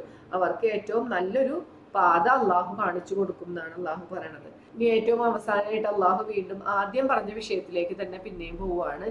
കലാലത്തിന്റെ വിഷയത്തിൽ എങ്ങനെയാണ് സ്വത്ത് ഭാഗിക്കേണ്ടത് എന്നാണ്. അനന്തരാവകാശ സ്വത്തിനെ കുറിച്ചിട്ട് തന്നെ വീണ്ടും അള്ളാഹു പറയുകയാണ്. നേരത്തെ നമ്മളൊരു 12-ാമത്തെ ആയത്തിൽ പറഞ്ഞിട്ടുണ്ടായിരുന്നു കലാലത്തിനെ കുറിച്ചിട്ട്.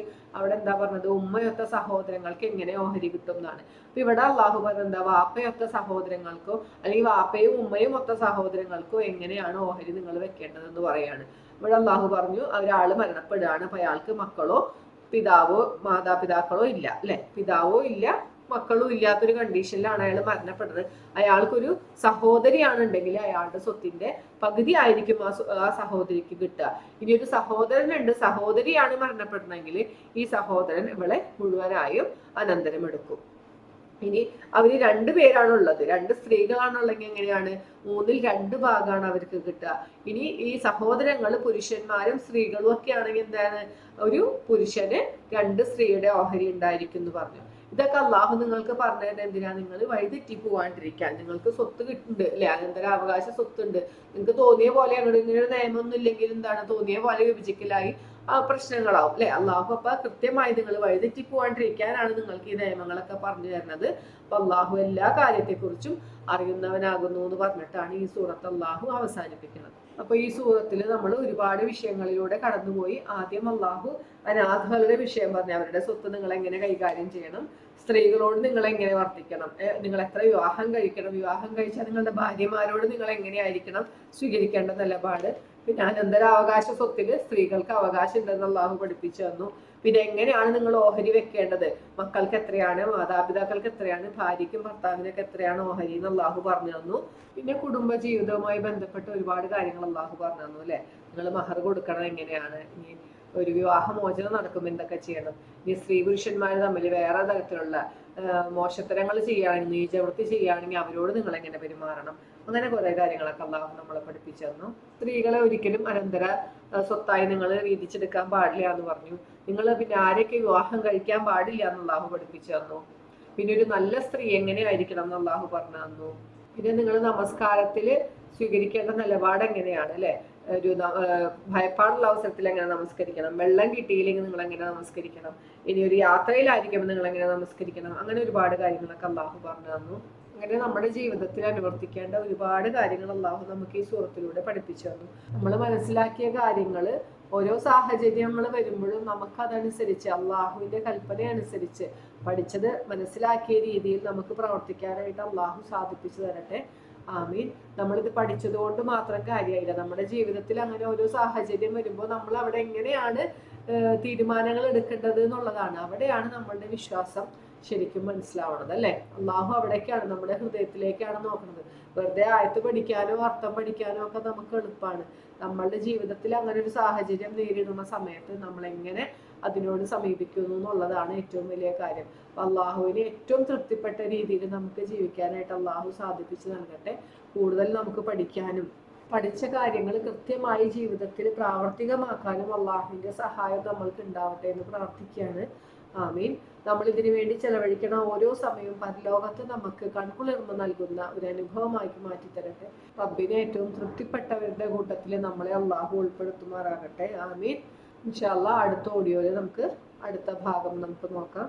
സുബ്ഹാനക അല്ലാഹുമ്മ വബിഹംദിക അഷ്ഹദു അൻ ലാ ഇലാഹ ഇല്ലാ അൻത അസ്തഗ്ഫിറുക വഅതൂബു ഇലൈക്. റബ്ബനാ തഖബ്ബൽ മിന്നാ ഇന്നക അൻതസ് സമീഉൽ അലീം വതുബ് അലൈനാ ഇന്നക അൻതത് തവ്വാബുർ റഹീം.